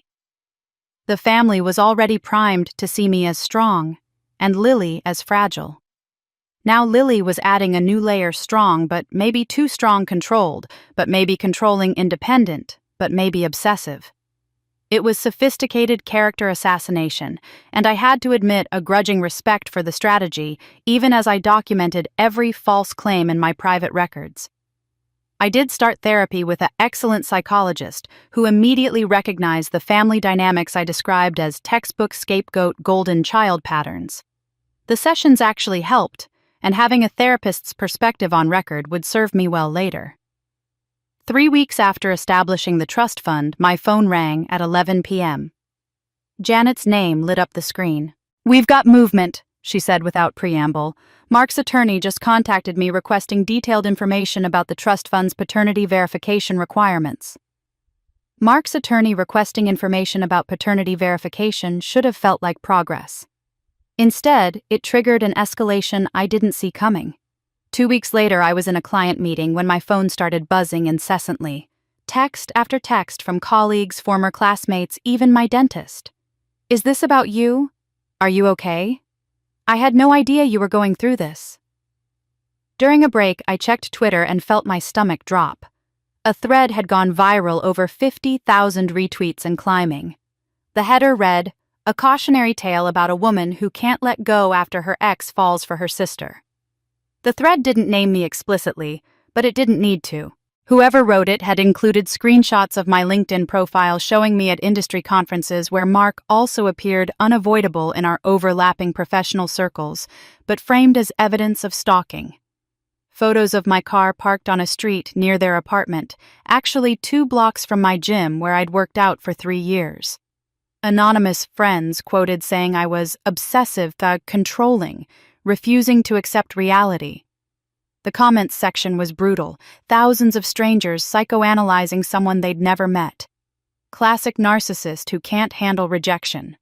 She needs serious help. Feel sorry for the sister, imagine living in fear of your own family member. By the end of the day, I'd lost a potential corporate client. Their HR director emailed apologetically, "We've decided to go in a different direction. We can't have any complications right now." Complications. I'd become a complication. That evening, I sat in Janet's office trying to explain the social media attack and felt my chest tighten. The room seemed to shrink. I couldn't get enough air. My vision tunneled and my hands went numb. "Taylor?" Janet's voice came from somewhere far away. "Taylor, look at me. You're having a panic attack. Breathe with me." I don't remember the next 10 minutes clearly. Just Janet's steady voice counting breaths, her hand on my shoulder, the slow return of oxygen to my lungs. When I could finally speak again, I was crying deep, gasping sobs that I'd been holding back for 4 months. "I can't do this anymore," I choked out. "I can't keep pretending to be fine while they systematically destroy everything I've built." Janet handed me tissues and let me cry until I had nothing left. 2 days later, my mother called. "Taylor, we need to talk. We're coming over." They arrived within the hour, my mother, my father, my aunts Carmen and Rosa, and a woman I didn't recognize who introduced herself as Dr. Patricia Mendez, a family therapist. The word intervention was never used, but that's exactly what it was. We sat in my living room, and my mother started crying before she even began speaking. "Taylor, sweetheart, we love you, but we're worried. Your behavior over the past few months has been concerning." "What behavior?" I asked, genuinely confused. "The social media posts about you, the obsessive tracking, driving past their apartment." "Mom, I have never driven past their apartment. Not once. Whoever told you that is lying." My father leaned forward, his expression a mixture of frustration and pity. "Lily wouldn't lie about something like that. She's genuinely frightened, Taylor. She thinks you might be having a breakdown." The circularity was maddening. Lily's claims were accepted as fact. My denials were treated as evidence of instability. Aunt Carmen spoke up, her voice gentle but firm.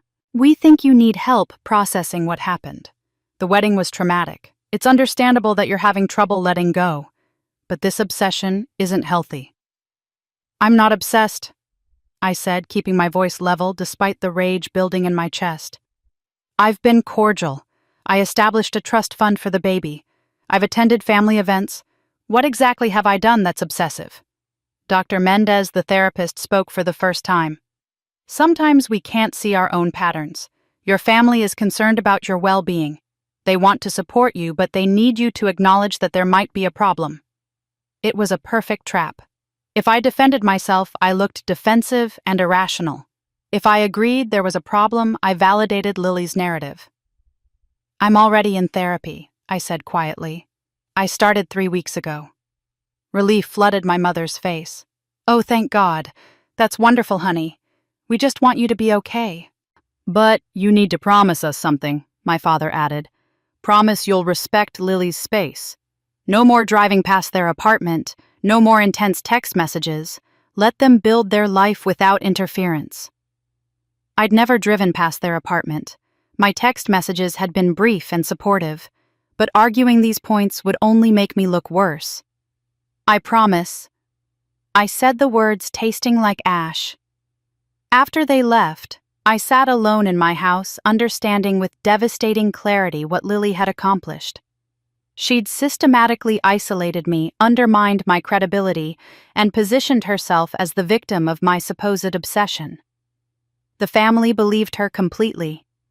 If I tried to expose the truth now about the recordings about the pregnancy fraud, I'd be dismissed as a vindictive woman having a mental breakdown. The next morning, I met Janet at her office. She'd seen the social media thread and heard about the intervention. "This is bad," she said without preamble. "The narrative has shifted completely. You're no longer the victim of public humiliation, you're the unstable ex who can't move on." "Can we use the recordings now?" I asked desperately. "Show people what they actually did." Janet shook her head slowly. "Taylor, even with the recordings and the pregnancy doubts, if we make accusations now, you'll be destroyed. The social media narrative has already positioned you as obsessive. The family believes Lily. If we expose the recordings, she'll claim they're taken out of context or that you've doctored them somehow. Technology makes that plausible. If we question the pregnancy, you'll be accused of being vindictive and cruel, attacking an innocent baby because you can't handle rejection." "So what do we do?" My voice cracked. "We wait. Right now, they're careful because they're winning. But people who are winning get comfortable. They get arrogant. They get sloppy. That's when they make mistakes. That's when the truth comes out in ways they can't control or explain away." Janet leaned forward, her expression fierce.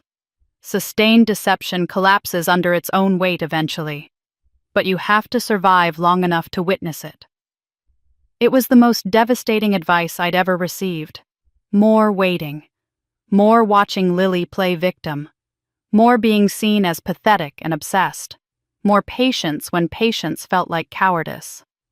I looked at Janet, feeling the weight of months of strategic silence pressing down on me. What if they never make a mistake? What if they actually get away with all of it? Janet's question hung in the air between us, and I had no answer. I left her office feeling hollowed out, uncertain whether I had the strength to keep playing this long game, while Lily systematically destroyed my reputation. That night, unable to sleep, I found myself in the spare bedroom I'd converted into storage. Boxes of my grandmother's belongings lined one wall, things I'd inherited a year ago, but hadn't had the emotional energy to sort through. I'd been avoiding them, avoiding the grief, but tonight I needed something to occupy my hands and mind. I opened a box labeled Personal 2005 and found photo albums, old greeting cards, and at the bottom a stack of leather-bound journals. My grandmother had been a meticulous record keeper documenting family events, and her private thoughts in elegant cursive. I flipped through one randomly and stopped cold when I saw my name. The entry was dated August 2005, 2 months after the drowning incident. I was 15, Lily was 10. Took Lily to her follow-up appointment today. The doctor says she's physically fine, completely recovered. But she performed such fragility in his office, trembling near tears, claiming nightmares she'd told me that morning she wasn't having anymore. I watched her when she thought no one was looking. The moment we left the doctor's office, her whole demeanor changed. She wasn't traumatized. She was pleased with the attention. but I can't say anything, because Maria is convinced we almost lost her. My hands shook as I turned the pages, finding entry after entry documenting my grandmother's growing concern. September 2005.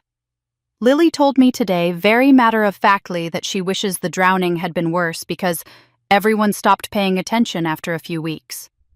I asked what she meant, and she looked at me with such calculation. This child has learned something dangerous. October 2005. I tried to talk to Maria about Lily's behavior, suggested that perhaps we're reinforcing victim mentality by treating her as perpetually fragile. Maria became furious, accused me of being too hard on a traumatized child. I can see what's happening. Lily is building a mythology around that day, and Maria is helping her construct it. I read for 3 hours straight, watching my grandmother document 20 years of pattern recognition that no one else would acknowledge. She'd seen it from the beginning, Lily's sophisticated understanding that victimhood brought power, attention, and immunity from consequences. But it was an entry from 2006 that made me set down the journal and cry. My grandmother had documented the immediate aftermath of the drowning with clinical precision. She'd kept copies of the medical records, something I didn't even know was possible. I found them tucked into the journal's back pocket. The emergency room report stated clearly, patient swallowed water, experienced fear response, no aspiration, pneumonia, normal oxygen levels, full recovery expected. Recommend 2 follow-up appointments as precaution. 2 appointments, not months of therapy, not years of special treatment. But I remembered what had actually happened. Lily had claimed severe nightmares for over a year. She'd developed fears of water, of swimming, of being alone. She'd told relatives tearfully that she just wished Taylor had been watching more carefully, and asked our mother, why didn't Taylor notice I was in trouble sooner? I'd carried guilt for that day for 20 years, and it had been manufactured. A memory surfaced with sudden, terrible clarity. When I was 17, I'd had my first serious boyfriend, Daniel Chen, sweet and funny and completely smitten with me. We'd dated for 6 months, planning to stay together when I went to college. Then suddenly he'd become distant, distracted. 2 weeks later, I found out he'd started dating Lily, who was only 12, but had somehow convinced him she was more mature, more understanding, more worthy of his attention than I was.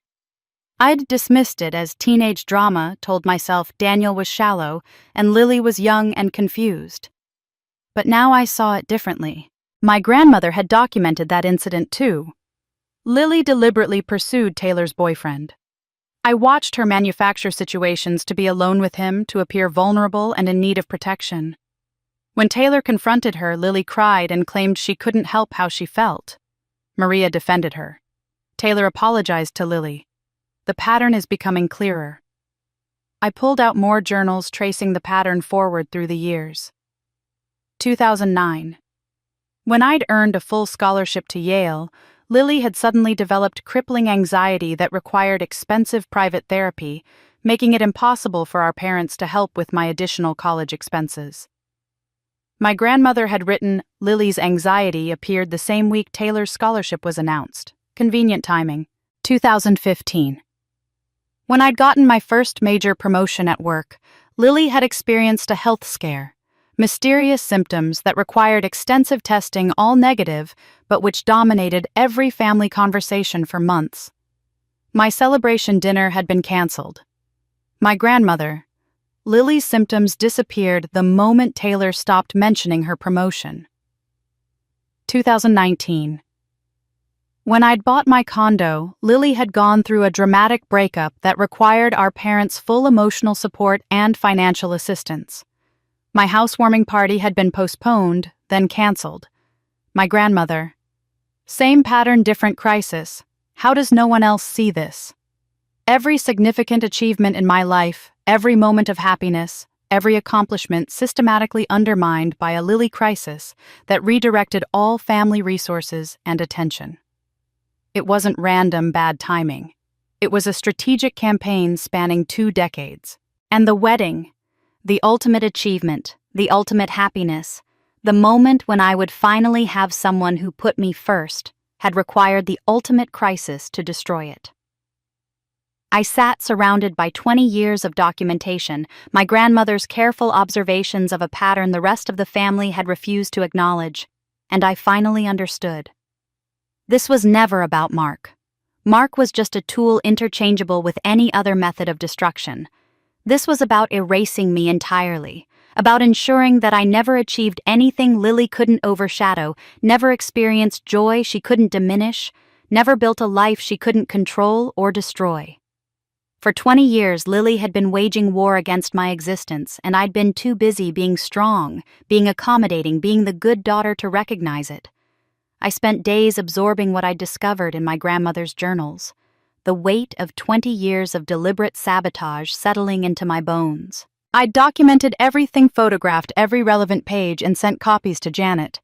But I kept the journals themselves close, reading them each night like a manual for understanding the war I'd been losing without realizing I was fighting.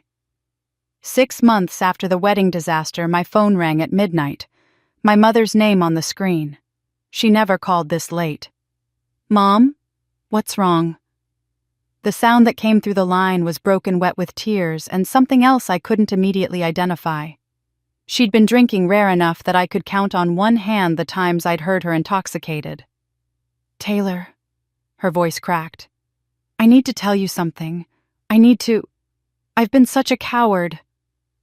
I sat up in bed, fully alert now. "What are you talking about?" "I've always known." The words tumbled out in broken sentences. "Not consciously, but I knew. After the drowning, your grandmother tried to tell me that Lily was manipulating us. She said Lily was performing fragility, that she was using the incident for attention. And I refused to listen because I couldn't face it. It was easier to believe she was fragile than to admit I might be raising a child who—" She couldn't finish the sentence. I gripped the phone, unable to speak. "I've been in therapy since your wedding," she continued. "Real therapy, not the kind where you complain about stress. My therapist asked me to write down every time I prioritized Lily over you. Every time I chose her comfort over your needs. Every time I made you responsible for keeping the peace." Her voice broke completely. "I filled 40 pages, Taylor. 40 pages of incidents where I failed you, where I sacrificed you to protect her. Mom, you were 15 years old and I made you responsible for your sister's happiness. I watched you save her from drowning, and then I let her use that incident to punish you for 20 years. I told myself it was because you were stronger that you could handle it, but the truth is I was a coward. I chose the easier daughter to love. The confession should have felt like vindication, but instead it just hurt. All those years of thinking I was imagining the favoritism, of telling myself I was being too sensitive, of believing that being strong meant not needing anyone, and she'd known. Some part of her had always known. "Why are you telling me this now?" I asked quietly. "Because I can't pretend anymore. Because watching what she did to you at that wedding, what I let her do to you." She took a shaky breath. "And because I have something you need to see." 10 minutes later, encrypted files began appearing in my email. Text messages, voice recordings, photos, 3 months of documentation. I opened them with trembling hands. Messages where Lily coached family members on what to say to me. "Make sure you mention how obsessed Taylor seems. Plant the seed that she needs help." A voice recording of Lily at a family dinner I hadn't attended, her voice dripping with mockery. "Taylor's pathetic attempts to be mature about this are actually hilarious. She thinks if she's nice enough, everyone will forget what a cold bitch she is." Photos proving Lily wasn't at appointments she'd claimed to attend, wasn't sick when she'd canceled plans. Citing illness, wasn't anywhere near the gym when she'd posted workout selfies. And most damning, a recording from 2 weeks ago. My mother's voice. "Lily, I think Taylor is really trying to move forward. She even mentioned she might be ready to start dating again." Lily's response before she caught herself. "Dating? She has no right to move on while I'm—" A pause, then her voice sweetened artificially. "I mean, I just worry about her jumping into something before she's healed." But that first reaction, pure rage at the idea of me being happy, confirmed everything. My phone rang again. My mother. "Did you get them?" she asked. "Yes." "I'm not asking for forgiveness, Taylor. I don't deserve it and I don't expect it. But I'm asking if you'll let me help you now. I want to do what I should have done 20 years ago. I want to protect my daughter." Her voice steadied with determination. "Even if it's 20 years too late." We met with Janet the next day. The three of us sat in her conference room while Janet reviewed my mother's evidence with sharp professional interest. "This is good," Janet said. "Very good. But we need to be strategic about how we use it." We formed a plan over the next 2 hours. My mother would continue appearing supportive of Lily in public, attending family events, going to doctor's appointments, with her maintaining the facade of the protective mother. But privately, she would document everything, every inconsistency, every lie, every manipulation. "Lily trusts you," Janet explained to my mother. "She thinks you're her ally. That makes you invaluable as an information source." My mother's face twisted with guilt, but she nodded. "What do you need me to do?" Over the following weeks, my mother became my inside source. She attended Lily's prenatal appointments as the supportive grandmother-to-be. She'd glimpse medical records when Lily wasn't paying attention, photograph ultrasound printouts, note dates and measurements. And she discovered that the ultrasound images Lily was posting on social media, the ones with carefully cropped dates, didn't match the timeline Lily had given the family. She'd also tested Lily casually mentioning in conversation that I was finally moving on and had met someone new at work. Complete fiction. But Lily's reaction was immediate and telling. A flash of rage quickly controlled before she plastered on concern. "I hope she's not rushing into anything to avoid dealing with her feelings." The alliance with my mother was emotionally complicated. I hadn't forgiven her. I wasn't sure I could. But strategically, it changed everything. For the first time in 6 months, I wasn't fighting this battle alone. 3 weeks after our first meeting with Janet, my mother called again. This time her voice was steady, determined. "Lily's meeting with a lawyer tomorrow. I overheard her on the phone. She's planning to contest your grandmother's will. She's claiming you exercised undue influence while Grandma was vulnerable." The will contest. Of course. It was the perfect next move. My mother and I met with Janet the following morning to discuss what she'd overheard. Janet listened with the focused intensity of a chess master watching an opponent's strategy unfold. "Tell me everything you know about Lily's legal approach," Janet said. My mother pulled out her phone, consulting notes she'd been keeping.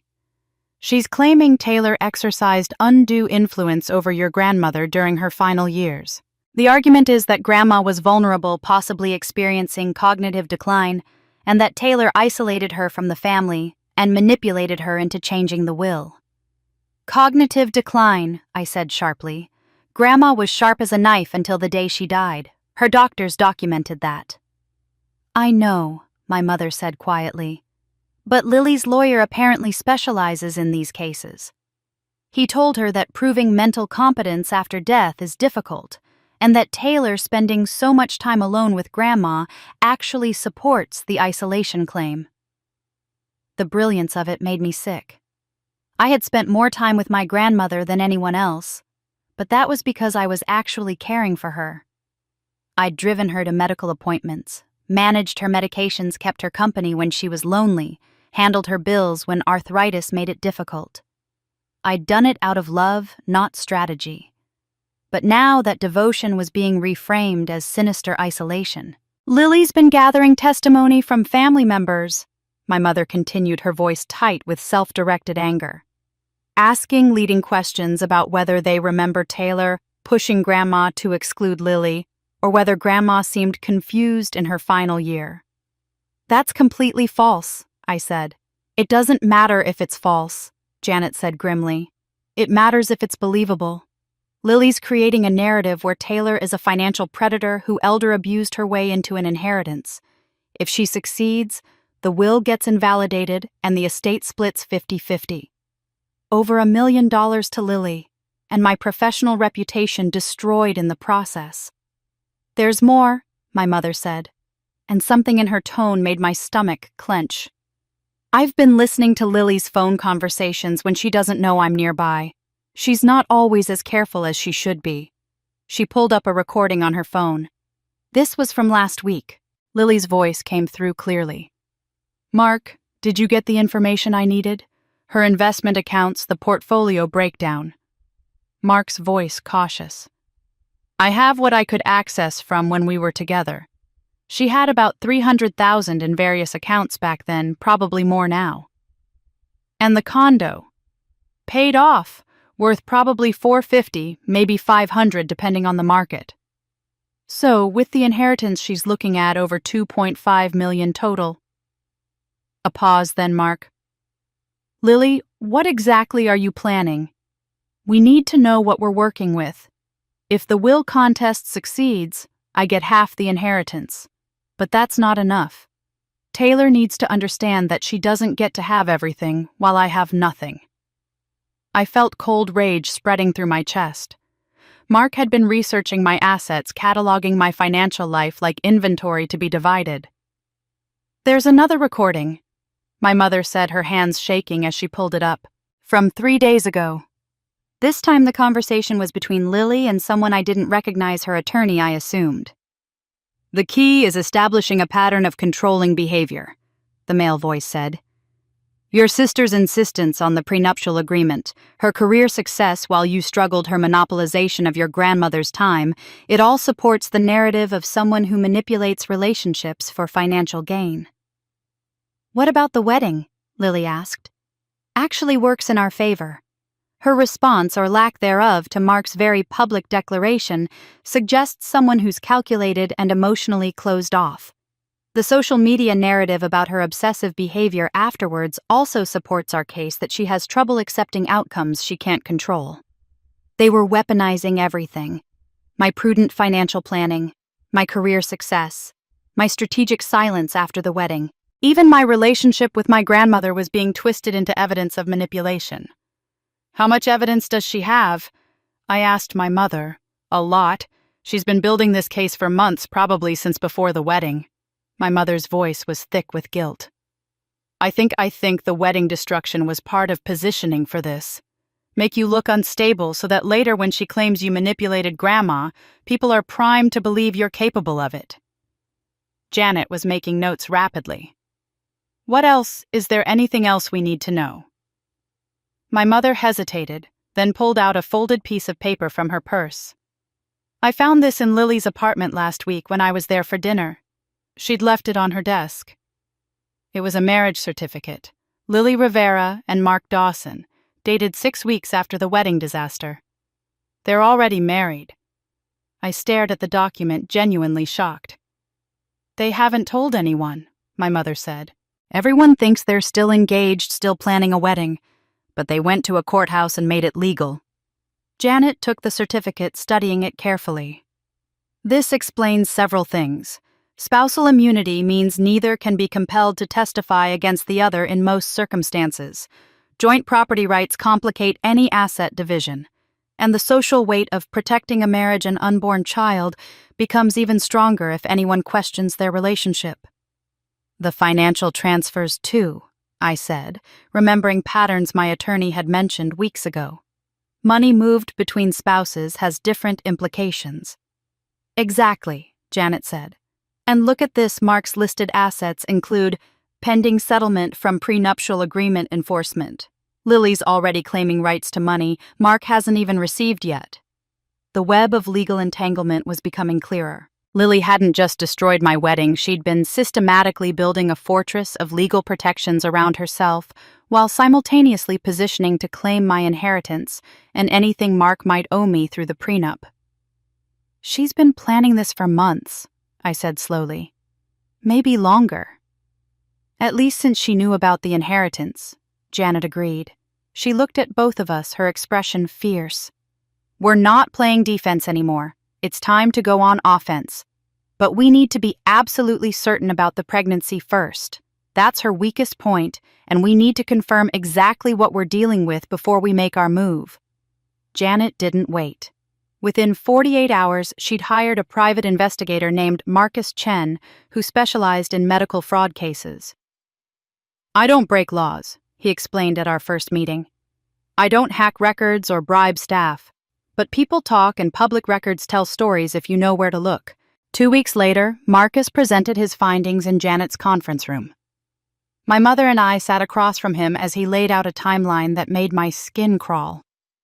"Lily has been to the OB/GYN clinic she claims as her provider," Marcus began. "But here's what's interesting. I spoke with several other patients who had appointments around the same times Lily posted about hers on social media. 3 different women mentioned seeing her in the waiting room, but they all noted the same thing: she seemed to be just sitting there reading magazines, not actually being called back for appointments."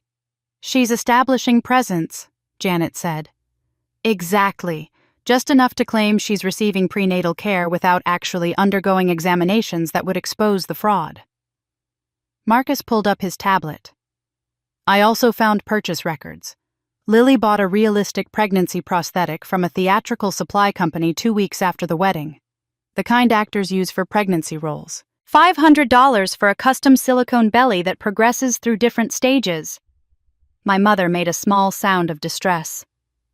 "And the ultrasound images?" I asked. Marcus pulled up side-by-side photos. "The ones she's been posting match stock images available online. They're real ultrasounds, just not of Lily.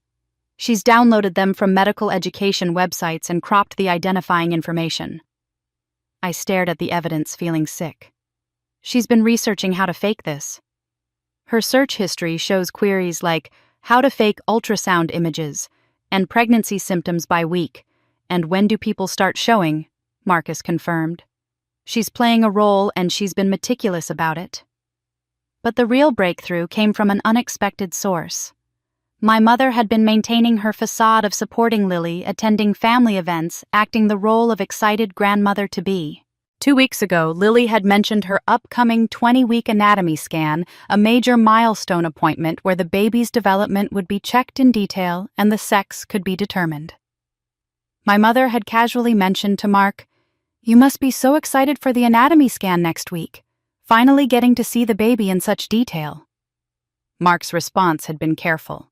"Yeah, I'm definitely planning to be there."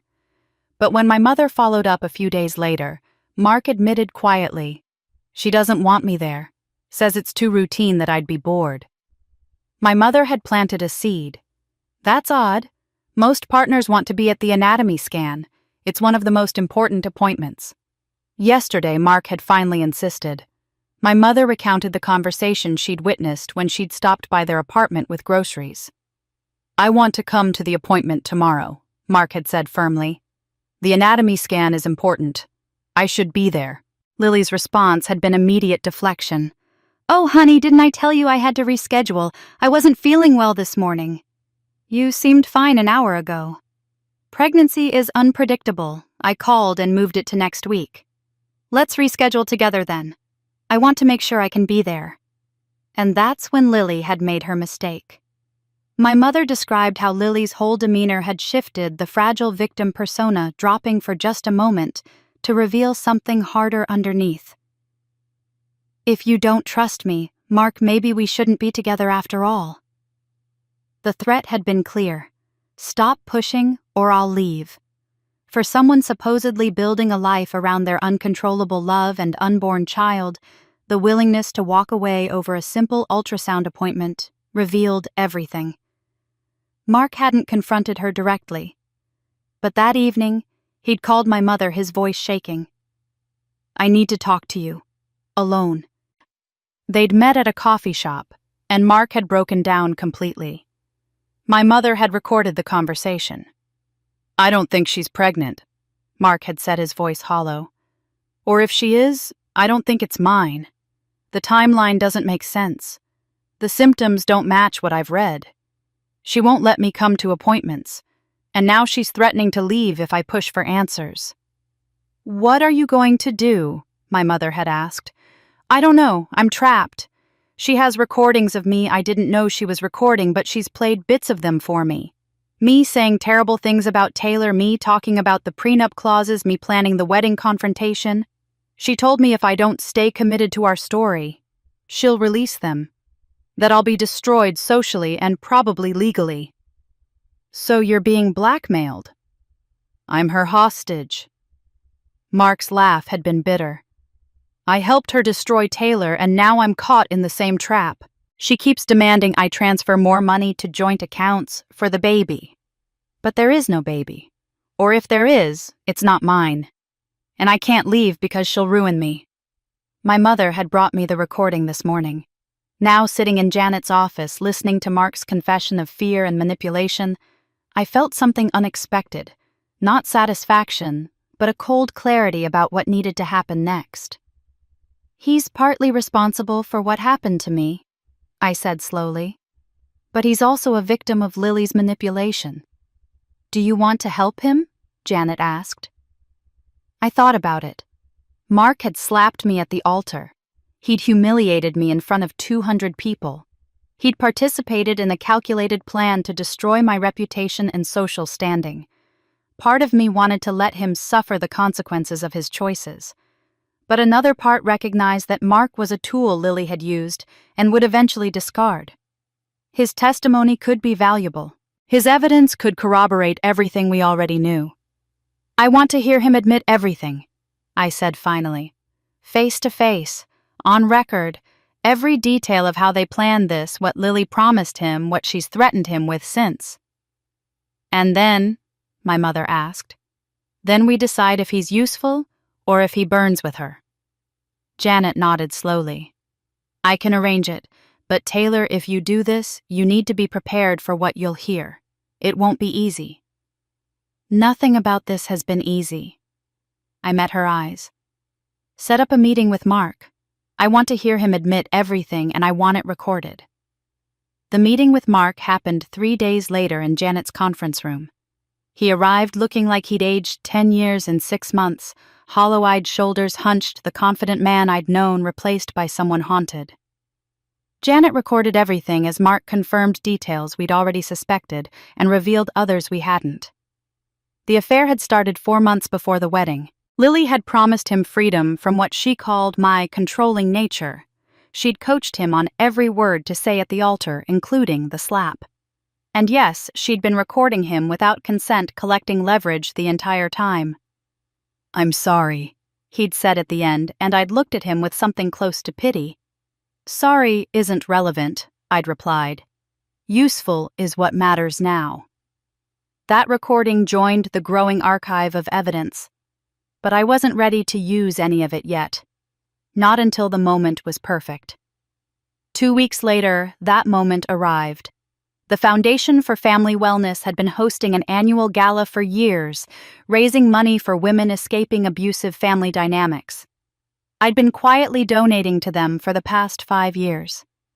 When I approached the director about speaking at this year's event, she'd been immediately supportive.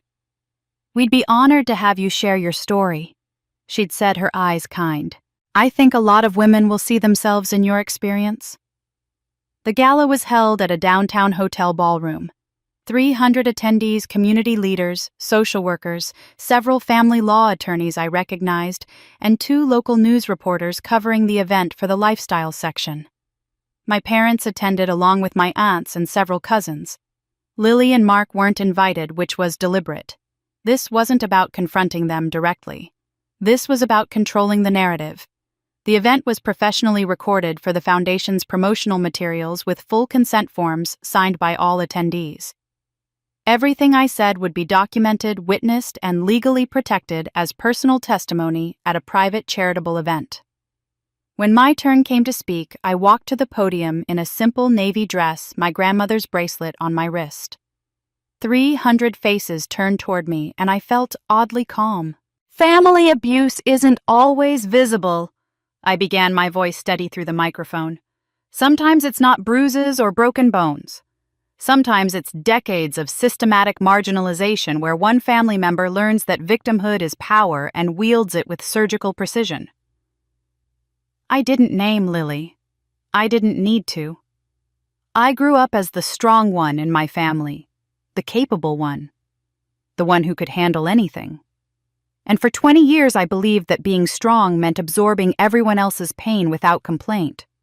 I didn't realize that my strength was being used as a weapon against me, that I was being punished for my competence by being given more and more to bear without any support in return.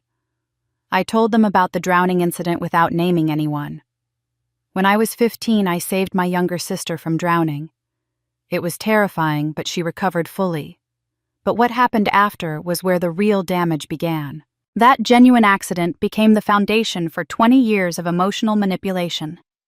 My sister learned that being the victim brought attention, protection, and immunity from consequences. And my family learned to organize their entire emotional economy around her fragility while expecting me to be endlessly resilient. The room was completely silent. People who learn young that playing victim gets results can become architects of incredibly sophisticated psychological warfare. Over 20 years, every significant achievement in my life was systematically undermined by a crisis that redirected all family attention and resources. My high school graduation, my college acceptance, my career promotions, my grandmother's final years, and ultimately my wedding day. I described what had happened at the altar without naming Mark or Lily specifically. Just the facts: the public slapped the proposal to my sister, the humiliation in front of 200 witnesses. Several people in this audience gasped, even though many already knew the story.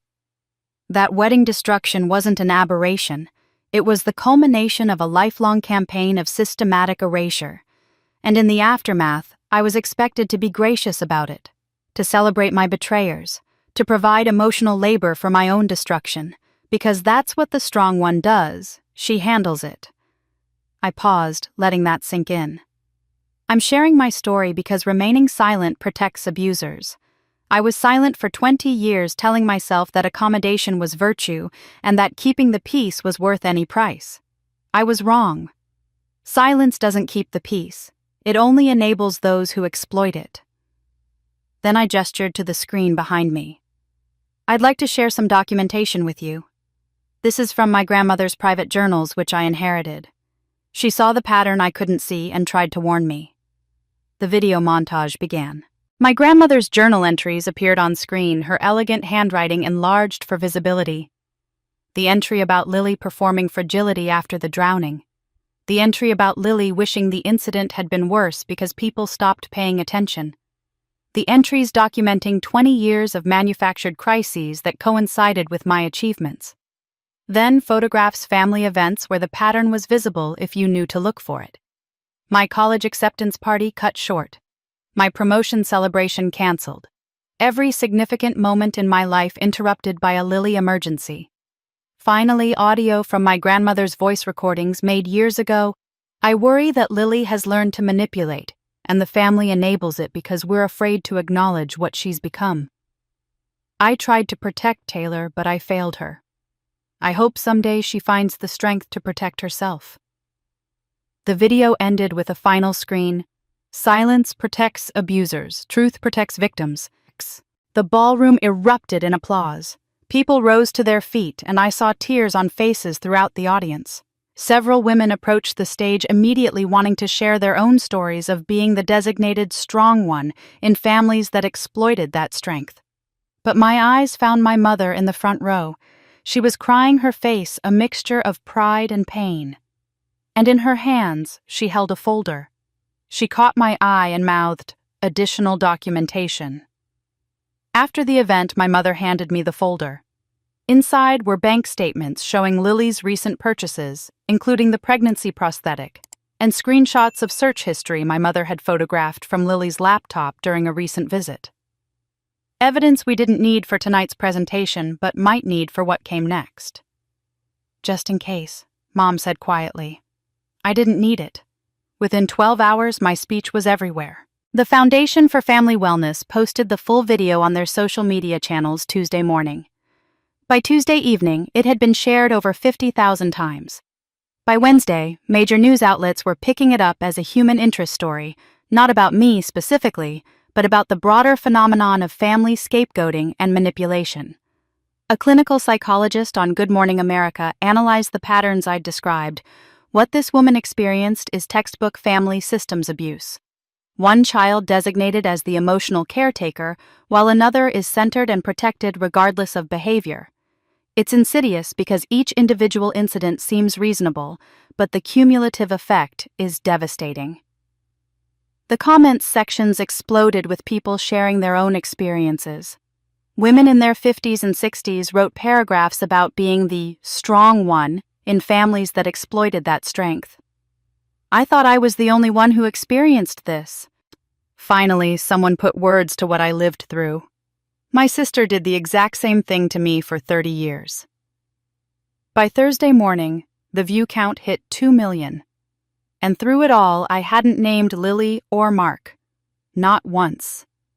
But anyone who knew our situation recognized the story immediately. Thursday afternoon, my phone started buzzing with messages from cousins and family friends. "Did you see Lily's holding a press conference?" I turned on the live stream and watched with Janet and my mother at my condo. Lily had hired a publicist, apparently. The press conference was held at a hotel conference room with a small podium and microphone. Lily sat in the center wearing a maternity dress that clearly displayed her belly, supposedly 28 weeks now prominent and undeniable.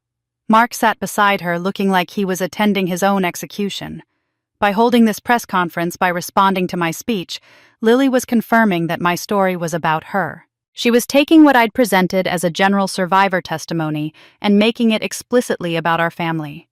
It was a tactical error, but she was panicking. "I want to address the video that's been circulating." Lily began, her voice trembling with either genuine emotion or excellent acting. "My sister has every right to share her feelings about what happened, but there are two sides to every story, and I think it's important that people hear mine." She described falling in love with Mark as something they tried desperately to resist. She framed the wedding incident as honesty in a terrible moment, rather than premeditated destruction. She positioned herself as someone who'd made painful choices but had always acted from authentic feeling rather than manipulation. "Taylor has always been incredibly accomplished and strong," Lily said, and I noticed how she weaponized my strengths again. "Sometimes I think it's been hard for her to understand that not everyone processes emotions the same way she does. She sees my sensitivity as weakness or manipulation, but it's just who I am." Then she played her strongest card. "I'm 28 weeks pregnant with my first child, and my sister is using a charity platform to publicly persecute me during what should be the happiest time of my life. I have to ask, what kind of person does that?" Several journalists asked sympathetic questions, clearly buying the narrative. But then one reporter from a local newspaper raised her hand. "Ms. Rivera, your sister's presentation included medical documentation about a drowning incident 20 years ago, showing minor injury and full recovery. Do you dispute those facts?" Lily's face tightened fractionally. "I was badly injured and traumatized. I have medical records proving it." But she'd just contradicted evidence already in the public record. My video had shown those same medical records, no serious injury, just observation and quick release.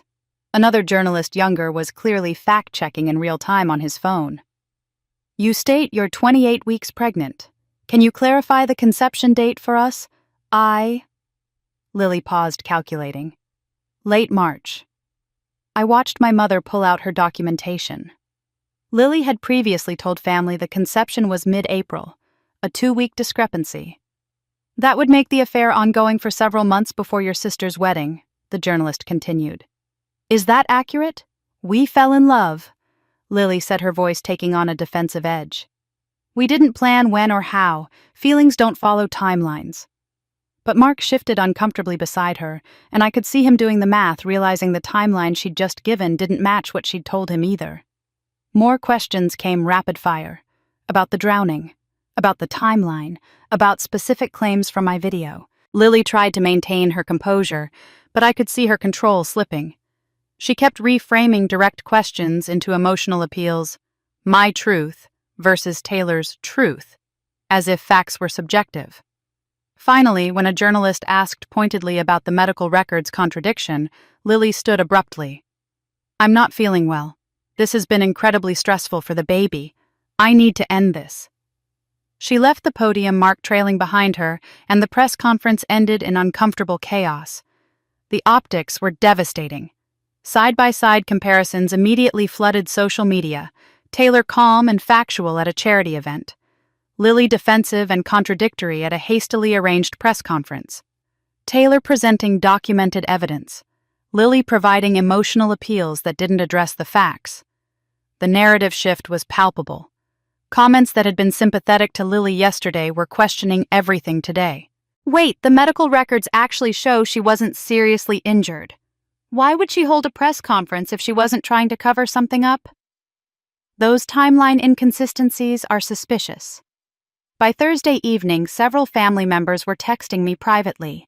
Cousins who'd believed Lily's version were asking questions. Aunts were expressing doubt. Even people who'd participated in my intervention were reconsidering. But I knew Lily wouldn't go quietly. She'd been cornered, and cornered people were dangerous. At 11 p.m., my phone buzzed with a text from an unknown number. "You're going to regret this.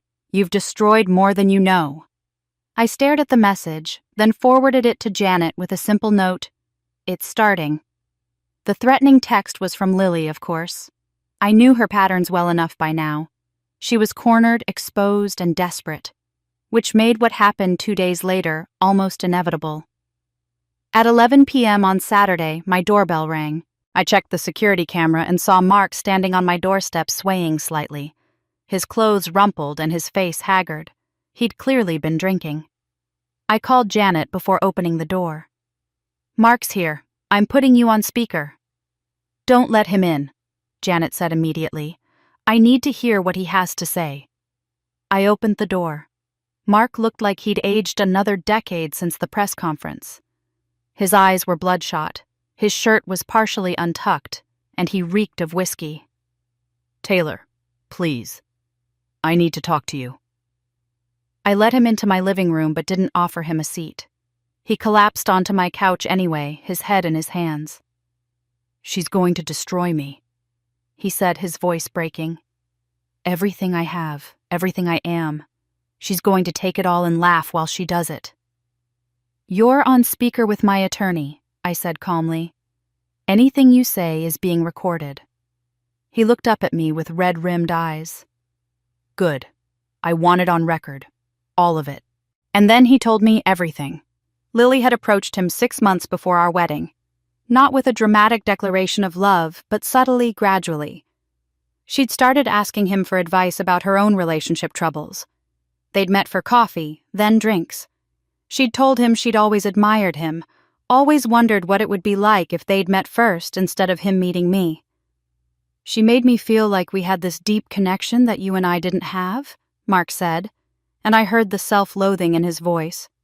"She said you were so independent and self-sufficient that you didn't really need anyone, that I could be with someone who actually needed me, who made me feel important." The affair had started 3 months before the wedding, and Lily had orchestrated every step of the wedding destruction, the timing, the slap, the public proposal. She'd promised him it would free us both to be together without guilt, and assured him that I was strong enough to handle it. "I was weak," Mark said flatly. "I was flattered and selfish, and I wanted permission to do something terrible without facing consequences. She gave me that permission."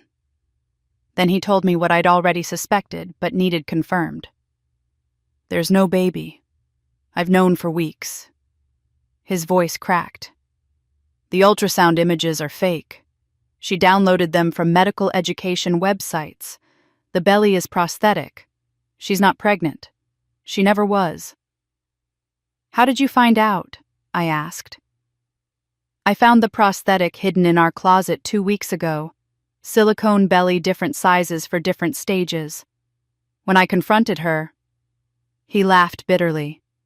"She didn't even try to deny it. She just threatened me. Said if I told anyone she'd claim I forced her to fake it because I'm sterile and couldn't handle the shame.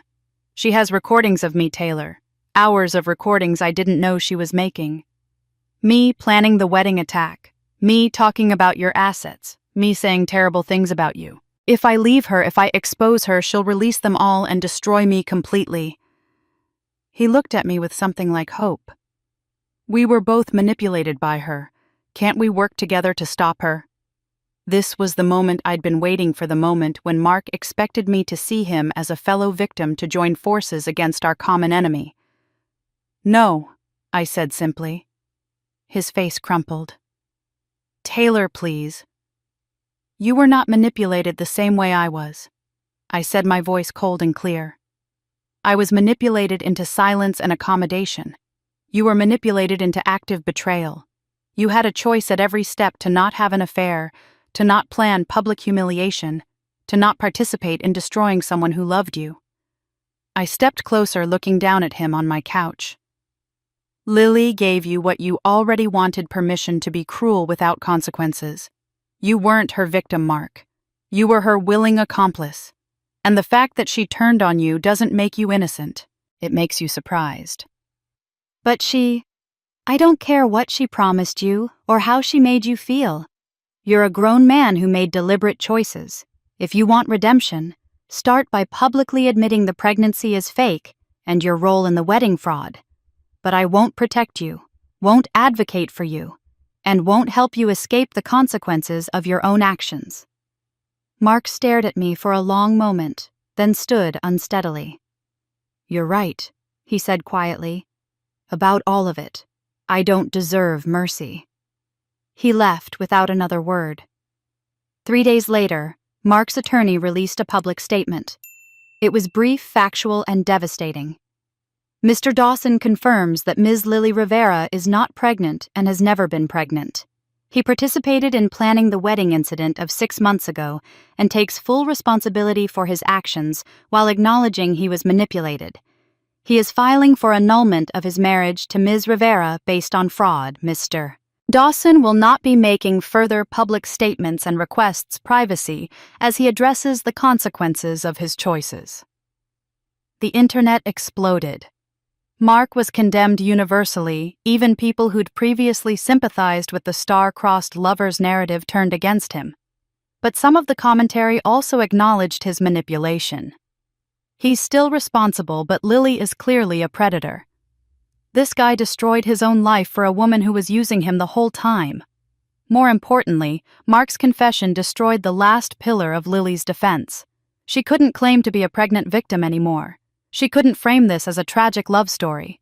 She was exposed as a calculating fraud who'd destroyed multiple lives for her own purposes. That evening, I received one final message from Mark's number. I'm sorry won't ever be enough, but you were right about everything. I deleted it without responding.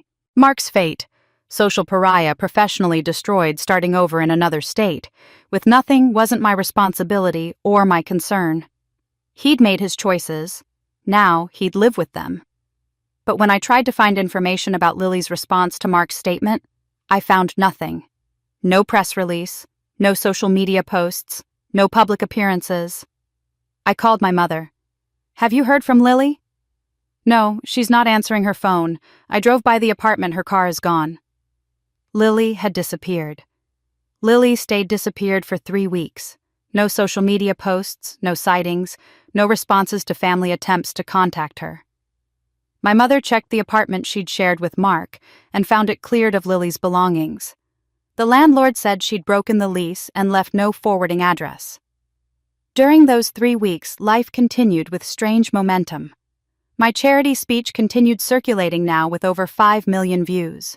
Mark's confession had been picked up by major news outlets as a cautionary tale about manipulation and complicity. And quietly, the legal machinery I'd set in motion months ago was reaching its conclusion. 7 months after the wedding disaster, I received a call from Janet. The probate court is closing your grandmother's estate. Final hearing is tomorrow at 2 p.m. I'd almost forgotten about the inheritance in the chaos of everything else. The will contest Lily had threatened, the one my mother had warned me about months ago, had never been filed. After Mark's public confession about the fake pregnancy and the exposure of Lily's manipulation, no attorney would touch the case. The optics are impossible, Janet explained as we walked into the courthouse the next day. A woman publicly exposed for elaborate fraud and psychological manipulation, claiming her honest sister manipulated their elderly grandmother. No credible lawyer wants their name on that. The hearing was brief and procedural. The judge reviewed the documentation, my grandmother's will clear and unambiguous. Medical records proving her mental competence until her death. My mother's testimony submitted in writing about how grandmother had been sharp and decisive, how the will reflected intentions she'd expressed for years, how she'd explicitly stated Taylor should inherit because Taylor earned it through actual care and love, while Lily took without giving. Reading my mother's testimony made my throat tight. She'd written, "I failed to protect Taylor for 35 years, but I can at least help protect her inheritance now." My mother knew exactly what she was doing when she wrote this will, and it would dishonor her memory to let Lily contest it based on lies. The judge ruled in under 10 minutes. The estate, $2.3 million in investments and savings plus the lake house property, was awarded to me in full with no claims from Lily or any other party. I sat in the courtroom after everyone else had left, holding the official documentation, and felt something shift in my chest. This wasn't just money. This was my grandmother reaching across death to tell me, "You were the one who deserved protection. You were the one who deserved reward." Not Lily. But the inheritance brought something I hadn't fully anticipated: the final fracturing of my family. My mother had already chosen sides, and her choice had isolated her from several family members who couldn't forgive what they saw as betrayal of Lily. My Aunt Carmen called my mother a traitor. My Aunt Rosa stopped speaking to her entirely. But my mother held firm, continuing her therapy, continuing to document her own enabling behaviors, continuing to try to repair what she could with me. "I can't fix 35 years, she'd told me recently, but I can stop making it worse." Other family members approached me with apologies that ranged from genuine to performative. My cousin Sophia cried and admitted she'd believed Lily's narrative without question. "I'm so sorry, Taylor. I should have seen it." I accepted her apology but kept my distance. Trust once shattered doesn't simply repair because someone says they're sorry. Some relatives doubled down on defending Lily, unable to confront their own complicity. They argued that Lily must have had reasons for her actions, that family should forgive that I was being vindictive by kicking her while she's down. These people I simply cut off. Clean surgical removal from my life. My father existed in an uncomfortable middle ground, trying desperately to maintain neutrality. 2 weeks after the probate ruling, he showed up at my new condo. I'd sold my old place and bought something in a different neighborhood, a fresh start. "Can't we all just move forward?" he asked, standing in my doorway, looking exhausted. "Put this behind us. You got the inheritance. Lily's been exposed. Mark's gone. Can't that be enough?" I looked at my father. This man who'd spent my entire life avoiding conflict by letting my mother make all the hard choices, who'd outsourced his responsibilities, and then wondered why his family had imploded. "I am moving forward, Dad," I said calmly. "Away from anyone who can't acknowledge what happened. You want me to forgive and forget so you don't have to feel uncomfortable, but I spent 35 years making myself small so other people could be comfortable. I'm done with that." "You're being stubborn," he said, frustrated. "I'm being boundaried. There's a difference. You're welcome in my life if you can acknowledge the harm that was done and commit to not enabling it anymore. If you can't do that, then we'll have a polite but distant relationship. The choice is yours." He left without committing either way. We've spoken twice since then, both conversations surface level and careful. The family members who shocked me most were my aunts and uncles, who'd treated me as the family's problem solver for decades. When my Uncle Roberto's business faced financial trouble 3 months after the inheritance, he called asking for a loan. When I declined, he was genuinely stunned. "But you have the money now," he said, as if that settled it. "Yes, I do, and I'm keeping it. Family helps family, Taylor. You're right. Family should help family. Where were you when I needed help?" He hung up without answering.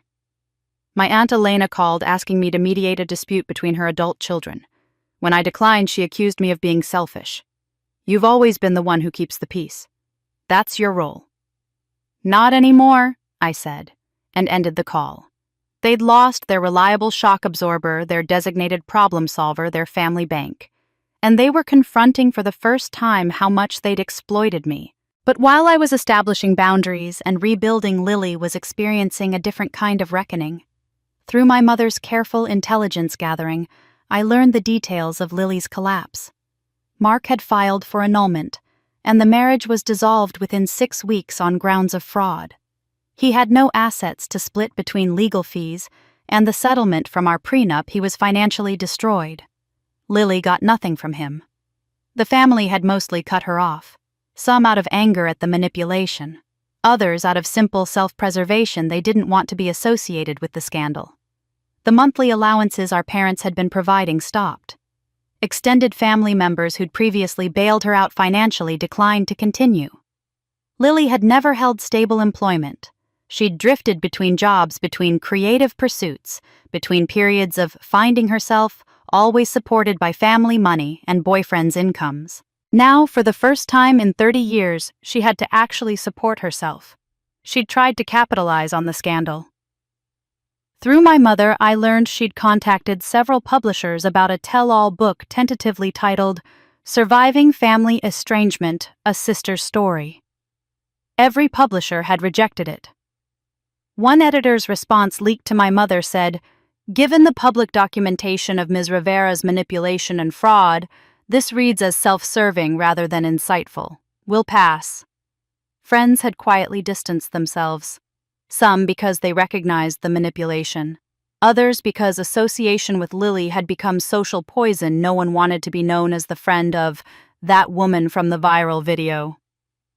Lily wasn't homeless. She had enough savings to rent a small apartment.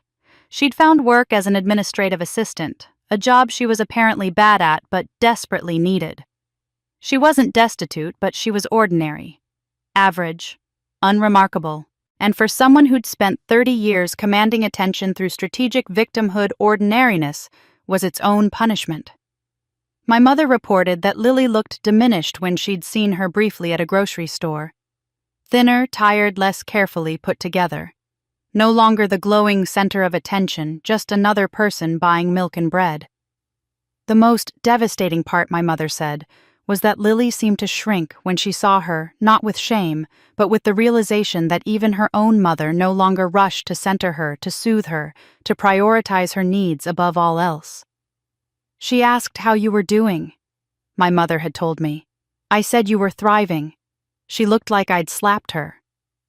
8 months after the wedding disaster, I came home from work to find an envelope tucked into my mailbox. No return address. Hand-delivered, not mailed. My name written in Lily's distinctive looping handwriting. I stood in my building's lobby, holding the envelope, and for a moment considered throwing it away unopened. Whatever Lily had to say, did I need to hear it? But curiosity won. I took it upstairs, made tea, and sat at my kitchen table before opening it. Inside was a single sheet of paper covered in Lily's handwriting. A letter. I began to read. The letter was surprisingly short for someone who'd spent 30 years constructing elaborate narratives. Taylor, I know I have no right to ask for your time, but I need you to understand why everything happened. You deserve to hear it from me. Just us, no lawyers, no family. Please, one conversation. That's all I'm asking. Lily. Below that, a phone number and the words, "I'll wait to hear from you." I set the letter down and called Janet first. "Absolutely not," she said immediately when I told her about the request. "She's looking for closure or ammunition for her next move. Neither serves your interests. You have everything you need, the inheritance, vindication, peace. Why risk it?" But when I called my mother, her response was different. "Maybe you need to hear her say it out loud," Mom said carefully. "Not for her sake, for yours. Sometimes closure isn't about getting what you deserve from someone. It's about releasing what you're still carrying." I thought about it for 2 days. Janet was right that I didn't need anything from Lily. I had won in every measurable way. But my mother was also right that some small part of me still wanted to understand how someone could spend 30 years systematically destroying their own sister. I texted the number Lily had provided. Friday 3 p.m., the coffee shop on Madison and 5th. Public space, 1 hour, no recording devices. Her response came within minutes. Thank you. Friday afternoon, I arrived 15 minutes early and chose a table near the window with clear sightlines to the entrance. I wore a simple black sheath dress and my grandmother's bracelet. I brought nothing but my phone and wallet. No recording device, no backup plan. Just myself. Lily arrived exactly at 3. I barely recognized her. The woman who walked through that door looked nothing like the glowing, carefully curated sister who'd sat in the front row at my wedding. Her hair, usually glossy and styled, was pulled back in a simple ponytail. She wore jeans and a sweater that looked like they'd seen better days. She'd lost weight, but not in a healthy way. She looked hollowed out, diminished. Dark circles shadowed her eyes. Her skin had lost that luminous quality she'd always maintained. The contrast between us was stark, and I saw her register it the moment she spotted me. I looked healthy, successful, put together. Everything about my appearance spoke of someone who was thriving. She looked like someone who'd been worn down to nothing. She sat across from me without ordering anything, her hands twisting in her lap. "Thank you for coming," she said, her voice smaller than I'd ever heard it. "I wasn't sure you would." I almost didn't, but I decided I could give you 1 hour. I glanced at my phone. "You have 57 minutes left." Lily flinched at the coldness in my tone, but pressed forward. "I'm sorry for everything that happened. I never meant for things to go so far. I never meant to—" "Stop," I interrupted. "If you're going to apologize, actually apologize. Don't tell me you didn't mean to do the things you spent months planning." She took a shaky breath. "You're right. I did plan it. All of it." Her eyes filled with tears, and I felt nothing watching them fall. "But I need you to understand why. Growing up in your shadow was suffocating, Taylor. Everything you touched turned to gold. Every achievement, every success, every time you made Mom and Dad proud, it made me feel like I was nothing, like I was invisible. So you decided to make me invisible instead." "The drowning changed everything," she continued as if I hadn't spoken. "After that accident, suddenly I mattered. People paid attention to me, worried about me, protected me, and I couldn't give that up.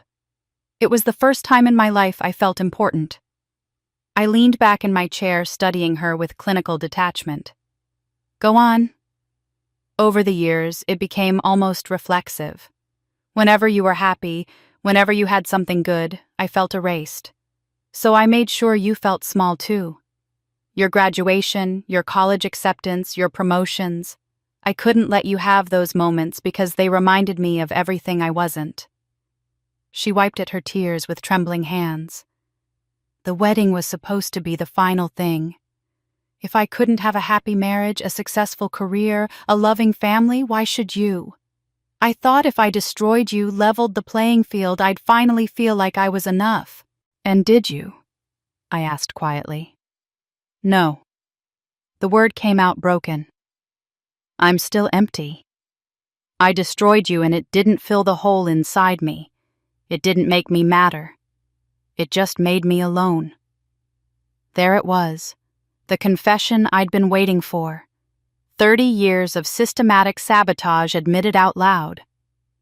But as I listened to Lily's explanation, I realized something crucial. This wasn't an apology.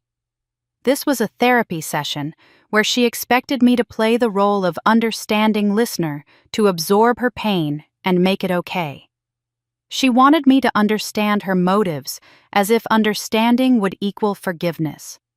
She wanted me to see her suffering and take on the responsibility of healing it.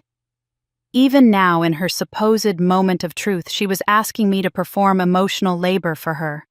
I let her finish, let her cry and explain and justify and confess. I didn't interrupt, didn't argue, didn't react. I just listened with the patience of someone watching a stranger tell a sad story that had nothing to do with me. When she finally fell silent, I spoke. "I understand why you did everything," I said calmly. "I even believe you suffered growing up the way you describe. Comparison to siblings is painful. Feeling invisible is real trauma. I don't doubt that you experienced genuine pain. Relief flickered across her face, and I held up a hand. But your suffering doesn't obligate me to forgive you or maintain a relationship with you. You didn't just hurt me once in a moment of weakness. You orchestrated my pain as a life strategy for 20 years. The drowning was real trauma, but you weaponized it against me and our entire family. The wedding wasn't an impulsive mistake, it was calculated humiliation that you planned for months. And even now, sitting here, you're not actually apologizing. You're explaining. You're asking me to understand you, which would require me to keep performing emotional labor for you. Taylor, I'm not finished. My voice was still calm but firm. You want me to see your suffering and take responsibility for healing it. You want me to say, I understand why you did this, so it's okay. But it's not okay. And more importantly, I'm done.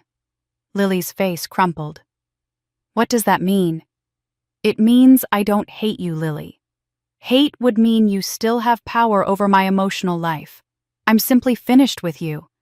We're not going to heal our relationship. We're not going to have tearful reconciliation or gradual rebuilding of trust. We're not sisters in any meaningful sense. We're former relatives who happen to share DNA. But we're family. No. Family is something you build through mutual care and respect. You destroyed any family bond we might have had through 30 years of deliberate harm. What we have now is biology and history. Nothing more. I watched her process this, saw the moment she realized I meant every word. You're going to live your life, and I'm going to live mine, I continued. And those lives don't intersect anymore. I won't be at family events you attend. I won't acknowledge your birthday. If we see each other in public, I'll be polite but distant. You'll be like a former coworker. I have nothing in common with someone who once existed in my orbit, but no longer does. That's so cold, she whispered. It's not cold. It's boundaried. There's a difference. Cold would be continuing to engage with you just to hurt you. I'm not interested in hurting you, Lily. I'm interested in protecting myself and building a life that doesn't include people who've harmed me.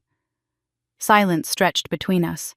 Lily's tears had stopped, replaced by a hollow acceptance. I thought... She started, then stopped.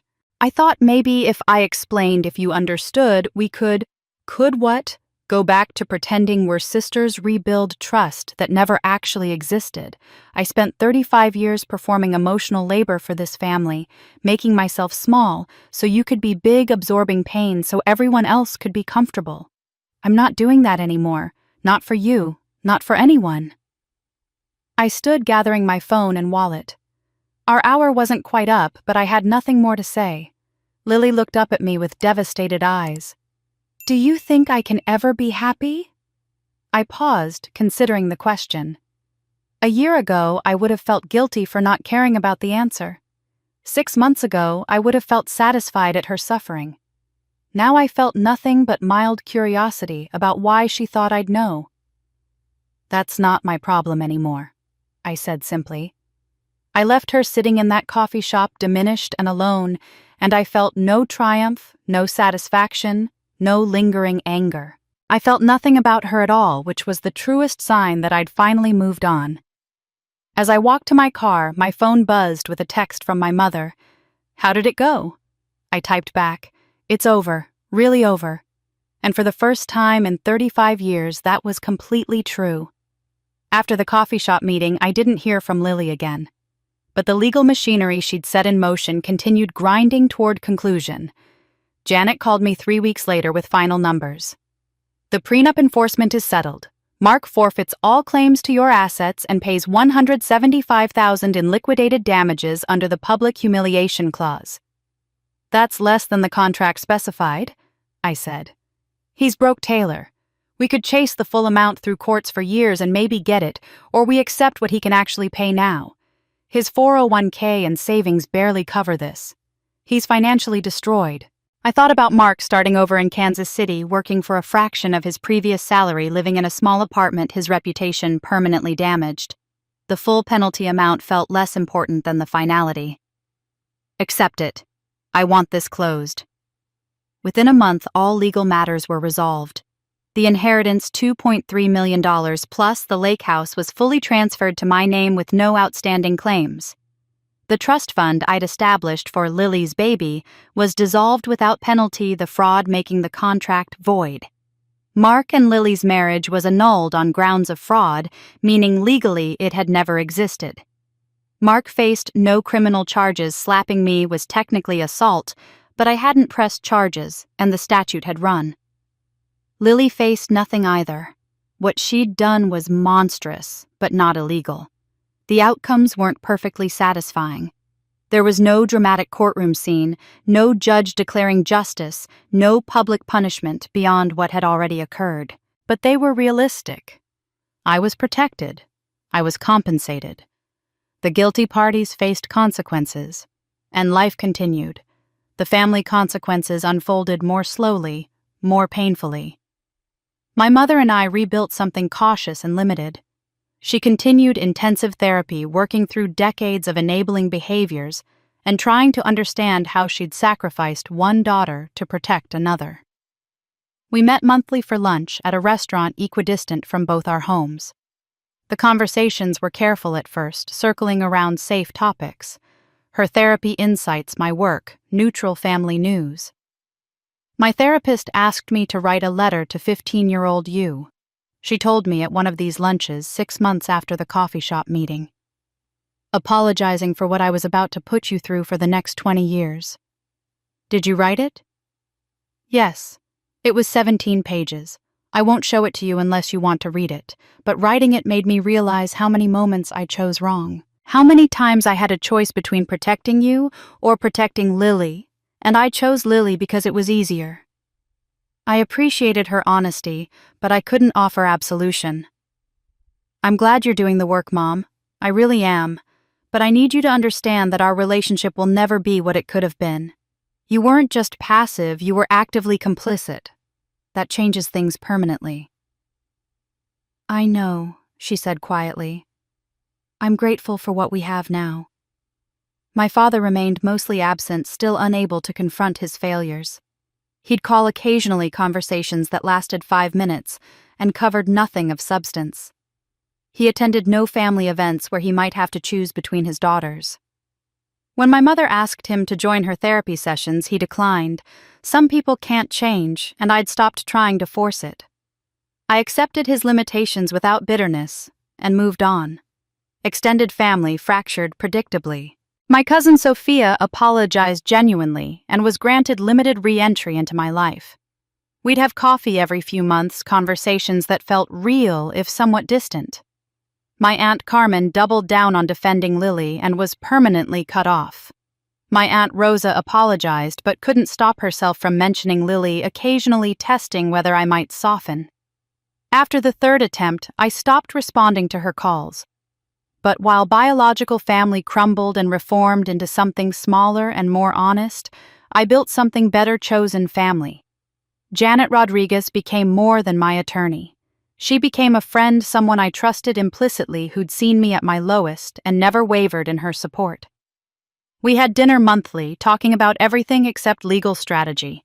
I joined a support group for women who'd experienced family scapegoating, hearing other women's stories. The pattern, so similar to mine, it was almost eerie, helped me understand that what happened wasn't unique or personal. It was systemic, predictable, and most importantly, not my fault. I started dating again cautiously at first. A few coffee dates that went nowhere. A brief relationship with someone kind, but incompatible. Then about a year after the coffee shop meeting, I met David Chen at a professional conference. He was a corporate attorney, divorced, no children, with a dry sense of humor and an immediate understanding when I told him my story. My sister embezzled from our family business, he said matter-of-factly on our second date. Blamed it on me because I was the one who handled the books. It took 2 years to clear my name, and my parents still won't acknowledge what she did, so I understand complicated family dynamics. Our relationship developed slowly, built on mutual respect rather than desperate need. He knew my boundaries and never pushed. I knew his history and never judged. It wasn't a fairy tale romance, it was something better.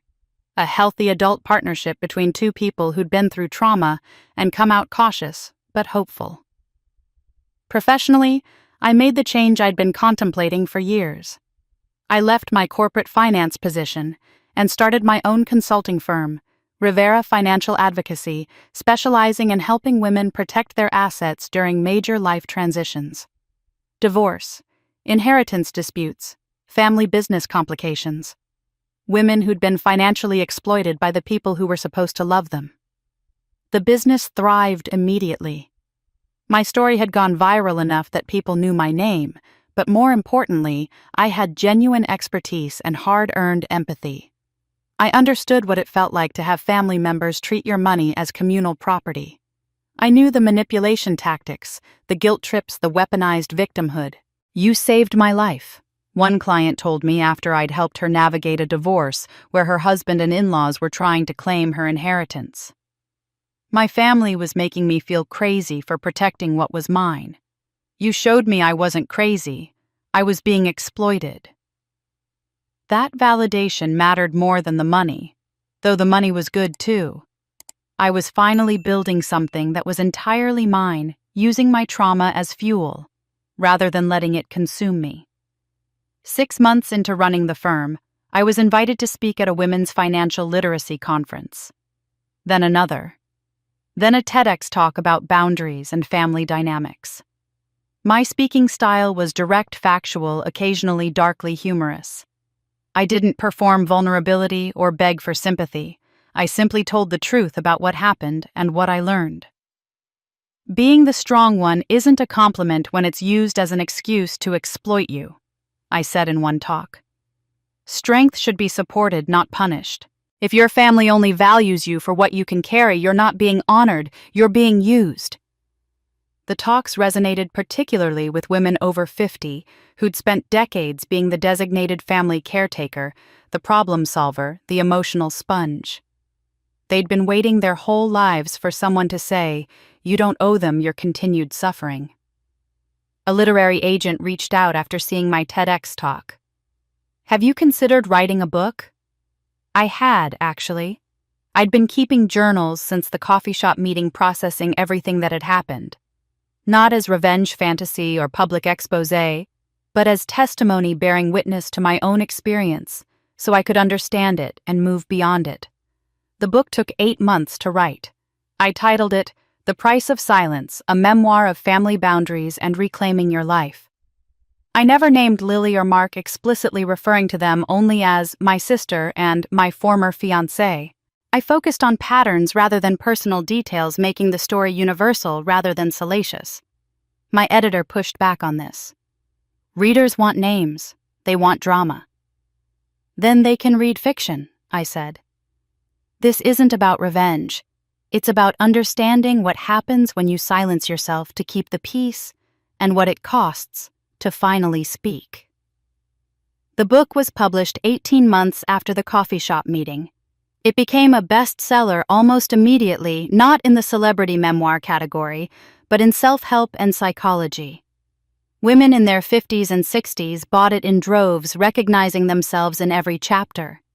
Book clubs chose it. Therapists recommended it to clients. I got emails daily from women thanking me for putting words to experiences they'd thought were uniquely shameful. I used the platform carefully, always protecting my legal position while sharing my truth. In interviews, I talked about family dynamics, not family members. I discussed patterns of manipulation without naming manipulators. I maintained boundaries even in storytelling. The success felt different than professional success had before. This wasn't about proving my worth or earning recognition. This was about transforming trauma into something useful, taking the worst experience of my life and using it to help other people recognize when they were being exploited. I wasn't defined by what happened to me. I was defined by what I built afterward. 2 years after the coffee shop meeting, 2 years of therapy, boundary setting, business building, and careful growth, I received an email from my alma mater. "We'd be honored if you'd deliver our annual Leadership and Resilience lecture. Your story has inspired so many of our students and alumni, particularly women navigating complex family and professional dynamics. We'd love for you to share your insights on setting boundaries and building authentic success." I agreed immediately. The lecture was scheduled for a Friday evening 3 months away. They'd send me logistics and the attendee list closer to the date. When that list arrived 2 weeks before the event, I scanned it casually while drinking my morning coffee. Alumni, current students, faculty, local professionals interested in. I stopped. They're halfway down the alphabetical list, Rivera Lily. My coffee had gone cold by the time I looked up from my laptop. I called Janet. "Lily registered for the alumni lecture I'm giving," I said without preamble. "Can you have her removed?" "It's a public university event. Anyone can register." I paused. "I don't think I want her removed. I think I want to give that lecture knowing she's in the audience. I want her to see exactly who I've become." "Are you sure that's healthy?" Janet asked carefully. "I don't know if it's healthy, but I know it's honest. And I'm done hiding or shrinking or changing my plans because Lily might be there. Let her come. Let her see what happens when you destroy someone who refuses to stay destroyed." 2 weeks later, I stood backstage at my alma mater's auditorium waiting to deliver a lecture about resilience and boundaries to 300 people, including my sister. The auditorium held 500 people, not 300 as originally planned. The event had sold out within hours of my confirmation, and the university had moved it to a larger venue. I stood in the wings listening to the dean introduce me and caught my reflection in a backstage mirror. I barely recognized myself. I'd cut my hair months ago, a sharp bob that fell just below my jawline, nothing like the long, carefully styled hair I'd worn to please others for decades. My dress was charcoal gray, tailored but not conservative cut to convey competence rather than accommodation. I wore my grandmother's bracelet and simple silver earrings. No wedding jewelry, obviously. No remnants of the woman who'd stood at that altar 2 years ago hoping marriage would finally make her central in someone's life. The woman in the mirror looked like someone who didn't need anyone's permission to take up space. The dean finished his introduction, and I walked onto the stage to sustained applause. 500 faces looked up at me, and I felt nothing but calm purpose. Somewhere in that audience, in a seat I wouldn't look for, was Lily. Let her watch. "Thank you for being here." I began, my voice steady through the microphone. "I want to talk to you today about something I spent 35 years misunderstanding the difference between strength and submission." I told them my story, not the detailed personal narrative, but the universal pattern. How I'd confused my ability to endure mistreatment with virtue. How I'd believed that being strong meant silencing my own needs, accommodating others' demands, making myself smaller so everyone else could be bigger. How I'd thought resilience meant never breaking, never complaining, never asking for support. I was wrong, I said simply. Resilience isn't the ability to absorb infinite pain. It's the ability to recognize when you're being damaged and take action to protect yourself.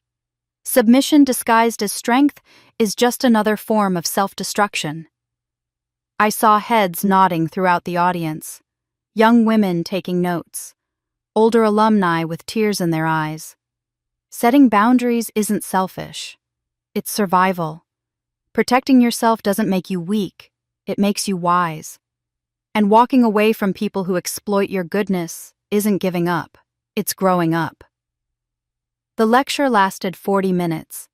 I talked about recognizing manipulation, about understanding when family dynamics become toxic, about the specific ways that strong people get targeted for exploitation because they won't fight back. I discussed financial boundaries, emotional boundaries, and the revolutionary act of saying no without explanation or apology.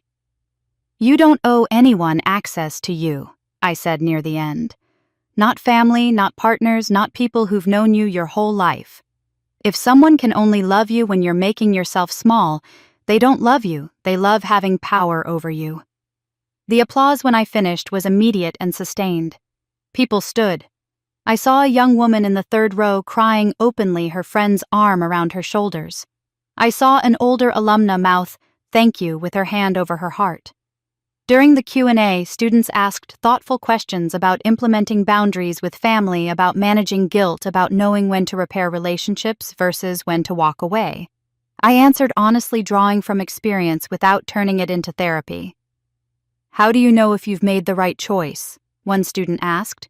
"What if you cut someone off and regret it later?" If you're asking permission to protect yourself, you've already been conditioned to prioritize other people's feelings over your own safety, I said. Trust yourself. If a relationship consistently damages you, walking away is always the right choice. You can reassess later if circumstances change, but your first responsibility is to yourself. After the formal Q&A ended, students swarmed the stage.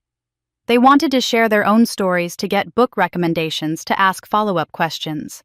I stayed for over an hour talking to each person who approached, validating experiences that their families had dismissed as overreaction or drama. I'd become what I needed when I was younger, someone who said, "Your instincts are right, you're not crazy, you deserve protection." Through all of this, I never looked for Lily in the audience. I didn't scan the crowd searching for her face. She was irrelevant to why I was here. Finally, the crowd thinned.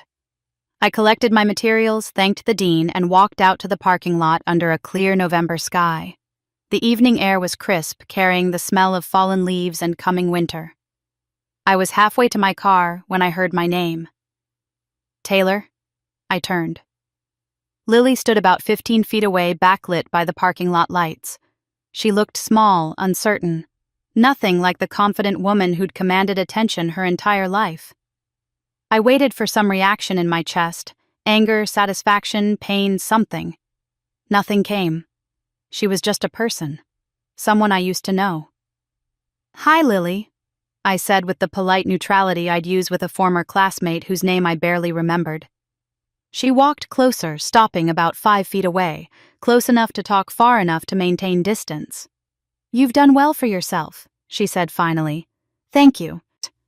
She seemed to be searching for something in my face, some crack in my composure, some sign that I still cared enough to be hurt or angry or willing to engage.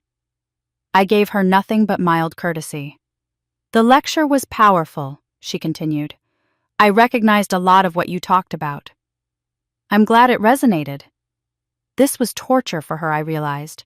She needed reaction, positive or negative, didn't matter, to feel like she still had impact on my life.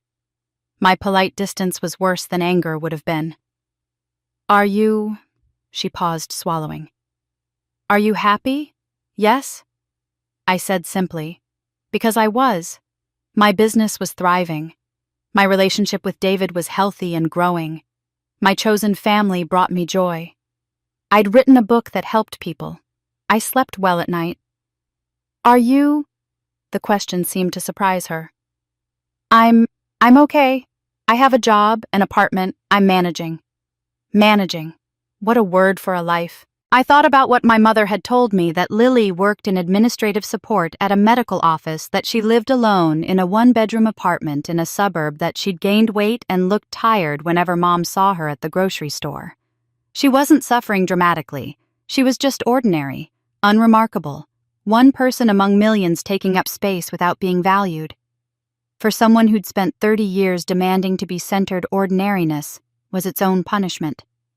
"I'm glad you're managing," I said, and meant it the way you mean it when you hear a distant acquaintance is doing fine. "I think about you sometimes," Lily said, her voice smaller now. "About what happened. About what I did." "Okay." She wanted more. Wanted me to say I thought about her too, or that I'd forgiven her, or that I was still angry. Wanted any response that would indicate she still mattered in my emotional landscape. I gave her nothing.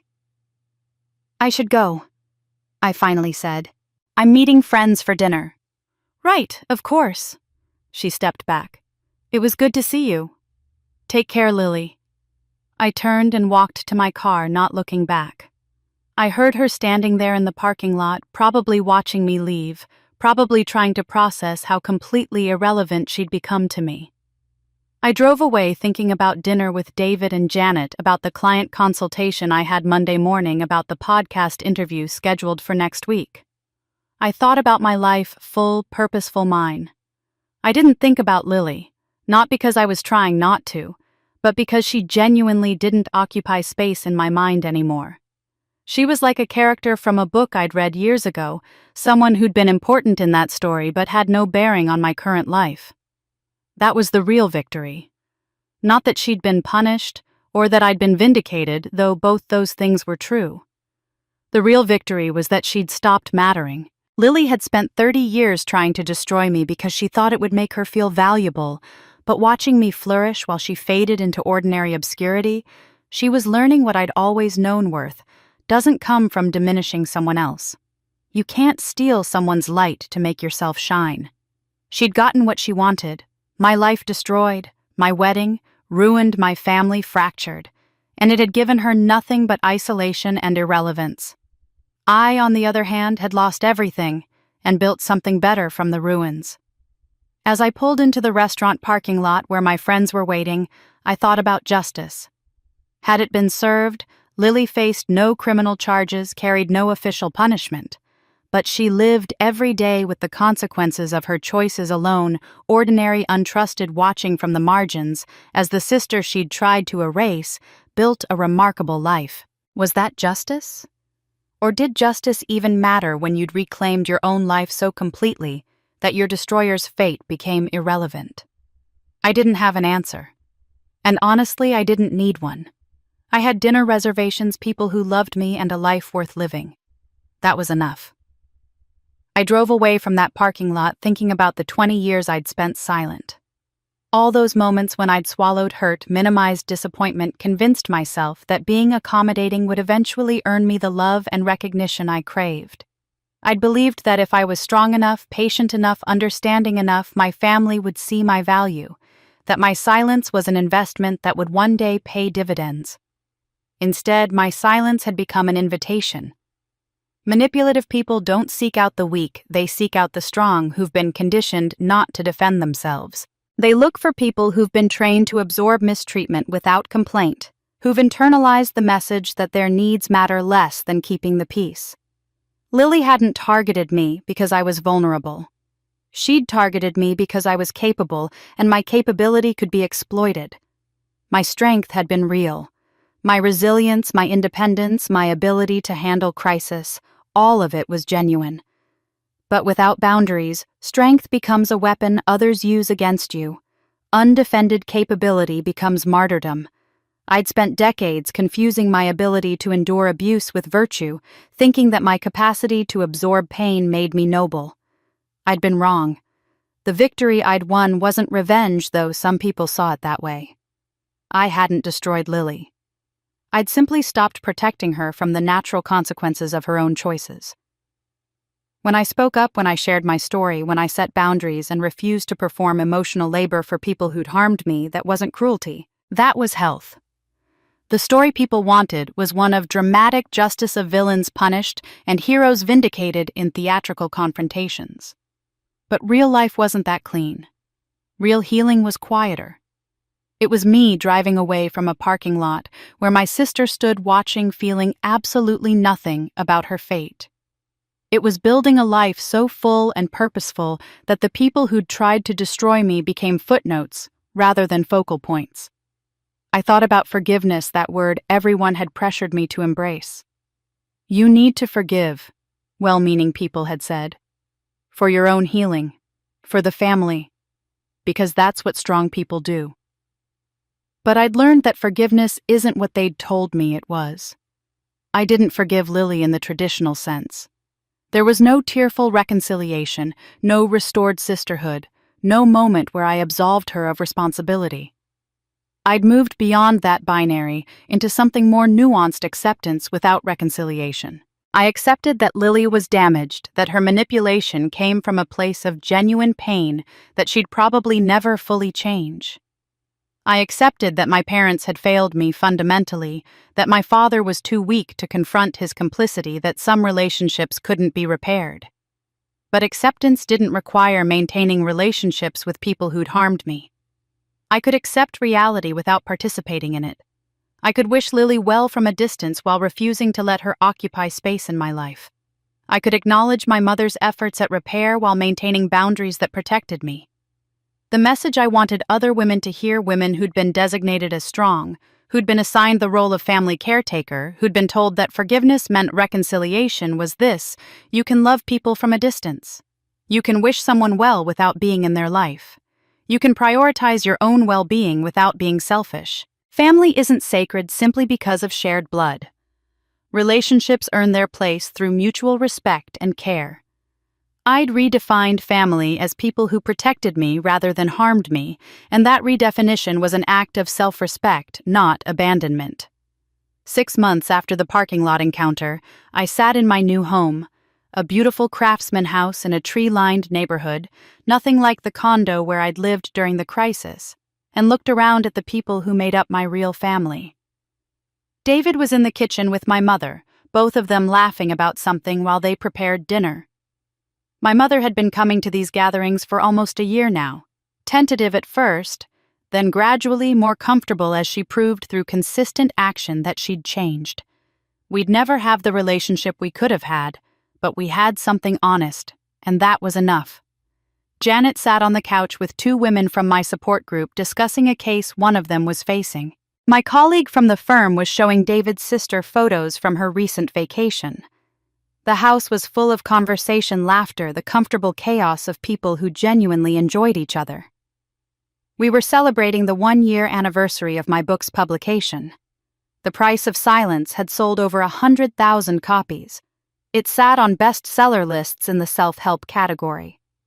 But more importantly, I received emails daily from women who said it had changed their lives, given them permission to set boundaries, validated experiences they'd thought were uniquely shameful. There was no dramatic triumph in this moment, no public vindication, no enemies vanquished, no justice ceremonially served. Just life. Peaceful, stable, authentic life. People I loved, work that mattered, space to breathe and grow and exist without constantly managing other people's emotions. This was the ending they'd never anticipated. Lily and Mark had thought they'd destroyed me that day at the altar. They'd planned my humiliation carefully, believing that public devastation would leave me too shattered to fight back, too isolated to recover, too broken to rebuild. But destruction implies something lost. What happened instead was reconstruction. I'd dismantled the version of myself that existed to serve others, the accommodating daughter, the understanding sister, the strong one who absorbed everyone's pain and built something new. A woman who served her own values and boundaries, who protected herself as fiercely as she'd once protected everyone else, who understood that her worth didn't depend on how much she could carry or how little she complained. They hadn't destroyed me. They'd freed me. I was no longer the invisible bride standing at an altar hoping someone would finally choose me first. I was no longer the designated strong one silently bearing burdens so others could be comfortable. I was no longer the family's shock absorber making myself small so everyone else could be big. I was simply myself, completely, authentically, unapologetically myself. And the ultimate victory wasn't that Lily suffered, though she did. It wasn't that Mark lost everything, though he had. It was that I'd stopped caring about their fates entirely. They'd become irrelevant to my happiness, peripheral to my story, echoes of a life I'd left behind. The revenge they'd feared never came. I didn't need it. I had something better, a life worth living, and the absolute certainty that I deserved it. Silence had protected everyone except me. Speaking up had saved only me, and that it turned out was enough. If you're listening to my story right now, I want you to know something: I'm not special. I'm not uniquely strong or particularly brave. What happened to me wasn't extraordinary. It was a pattern that plays out in families everywhere, every single day. The designated strong one, the family caretaker, the person who's expected to absorb everyone else's pain without complaint because you can handle it. Maybe that person is you. Maybe you've spent years being told that setting boundaries is selfish, that protecting yourself means you're not a team player, that if you really loved your family, you'd just forgive and move on. Maybe you've been conditioned to believe that your strength is a reason to exploit you, rather than support you. Maybe you're sitting there right now wondering if you're overreacting, if you're being too sensitive, if you should just try harder to make peace. I want to tell you what I wish someone had told me 20 years ago. Your instincts are right. You're not crazy. You're not overreacting. If a relationship consistently damages you, you have every right to protect yourself, even if that relationship is with family. Especially if it's with family, because those are the people who can hurt you most deeply and hide behind love while doing it. The lesson I learned, the one that cost me a wedding, a sister, and years of pain to understand, is this: silence doesn't keep the peace. It only protects the people who are hurting you. When you silence yourself to make others comfortable, you're not being noble. You're participating in your own erasure, and the people who benefit from your silence will never volunteer to give you your voice back. You have to take it. But here's what they don't tell you about speaking up: it doesn't always lead to reconciliation. Sometimes the people you love can't handle your truth. Sometimes families fracture when you stop absorbing their dysfunction. Sometimes the price of protecting yourself is loneliness, at least temporarily, until you build something better. And that's okay, because a life built on authentic boundaries, even if it's smaller, is infinitely more valuable than a life built on performing for people who don't actually see you. I want to hear from you. Have you been the designated strong one in your family? Have you ever set a boundary and been told you were being selfish? Have you experienced the cost of silence or the freedom of finally speaking up? Share your story in the comments below. Your experience matters. Your voice matters. And I promise you there are other people reading who need to hear that they're not alone in this. If this story resonated with you, if you saw yourself in any part of Taylor's journey, I ask you to do 3 things. First, subscribe to this channel and hit the notification bell. There are more stories like this one, stories about women who refused to stay broken, who rebuilt their lives from ruins, who learned that self-protection isn't selfishness. Second, share this video with someone who needs to hear it. That friend who's always sacrificing for family members who give nothing back. That sister who's been told she's too sensitive when she asks for basic respect. That woman who's been conditioned to believe her needs don't matter. And third, leave a comment telling me what boundary you're going to set this week. It can be small. It can be simple. But commit to one act of self-protection and share it here so we can support each other. You deserve relationships that honor you, not diminish you. You deserve a life where your voice matters. You deserve to be more than the strong one who exists to absorb everyone else's pain. Thank you for listening to Taylor's story. Thank you for being here. And remember, silence protects everyone except you. But speaking up, that saves you. And you're worth saving. I'll see you in the next story.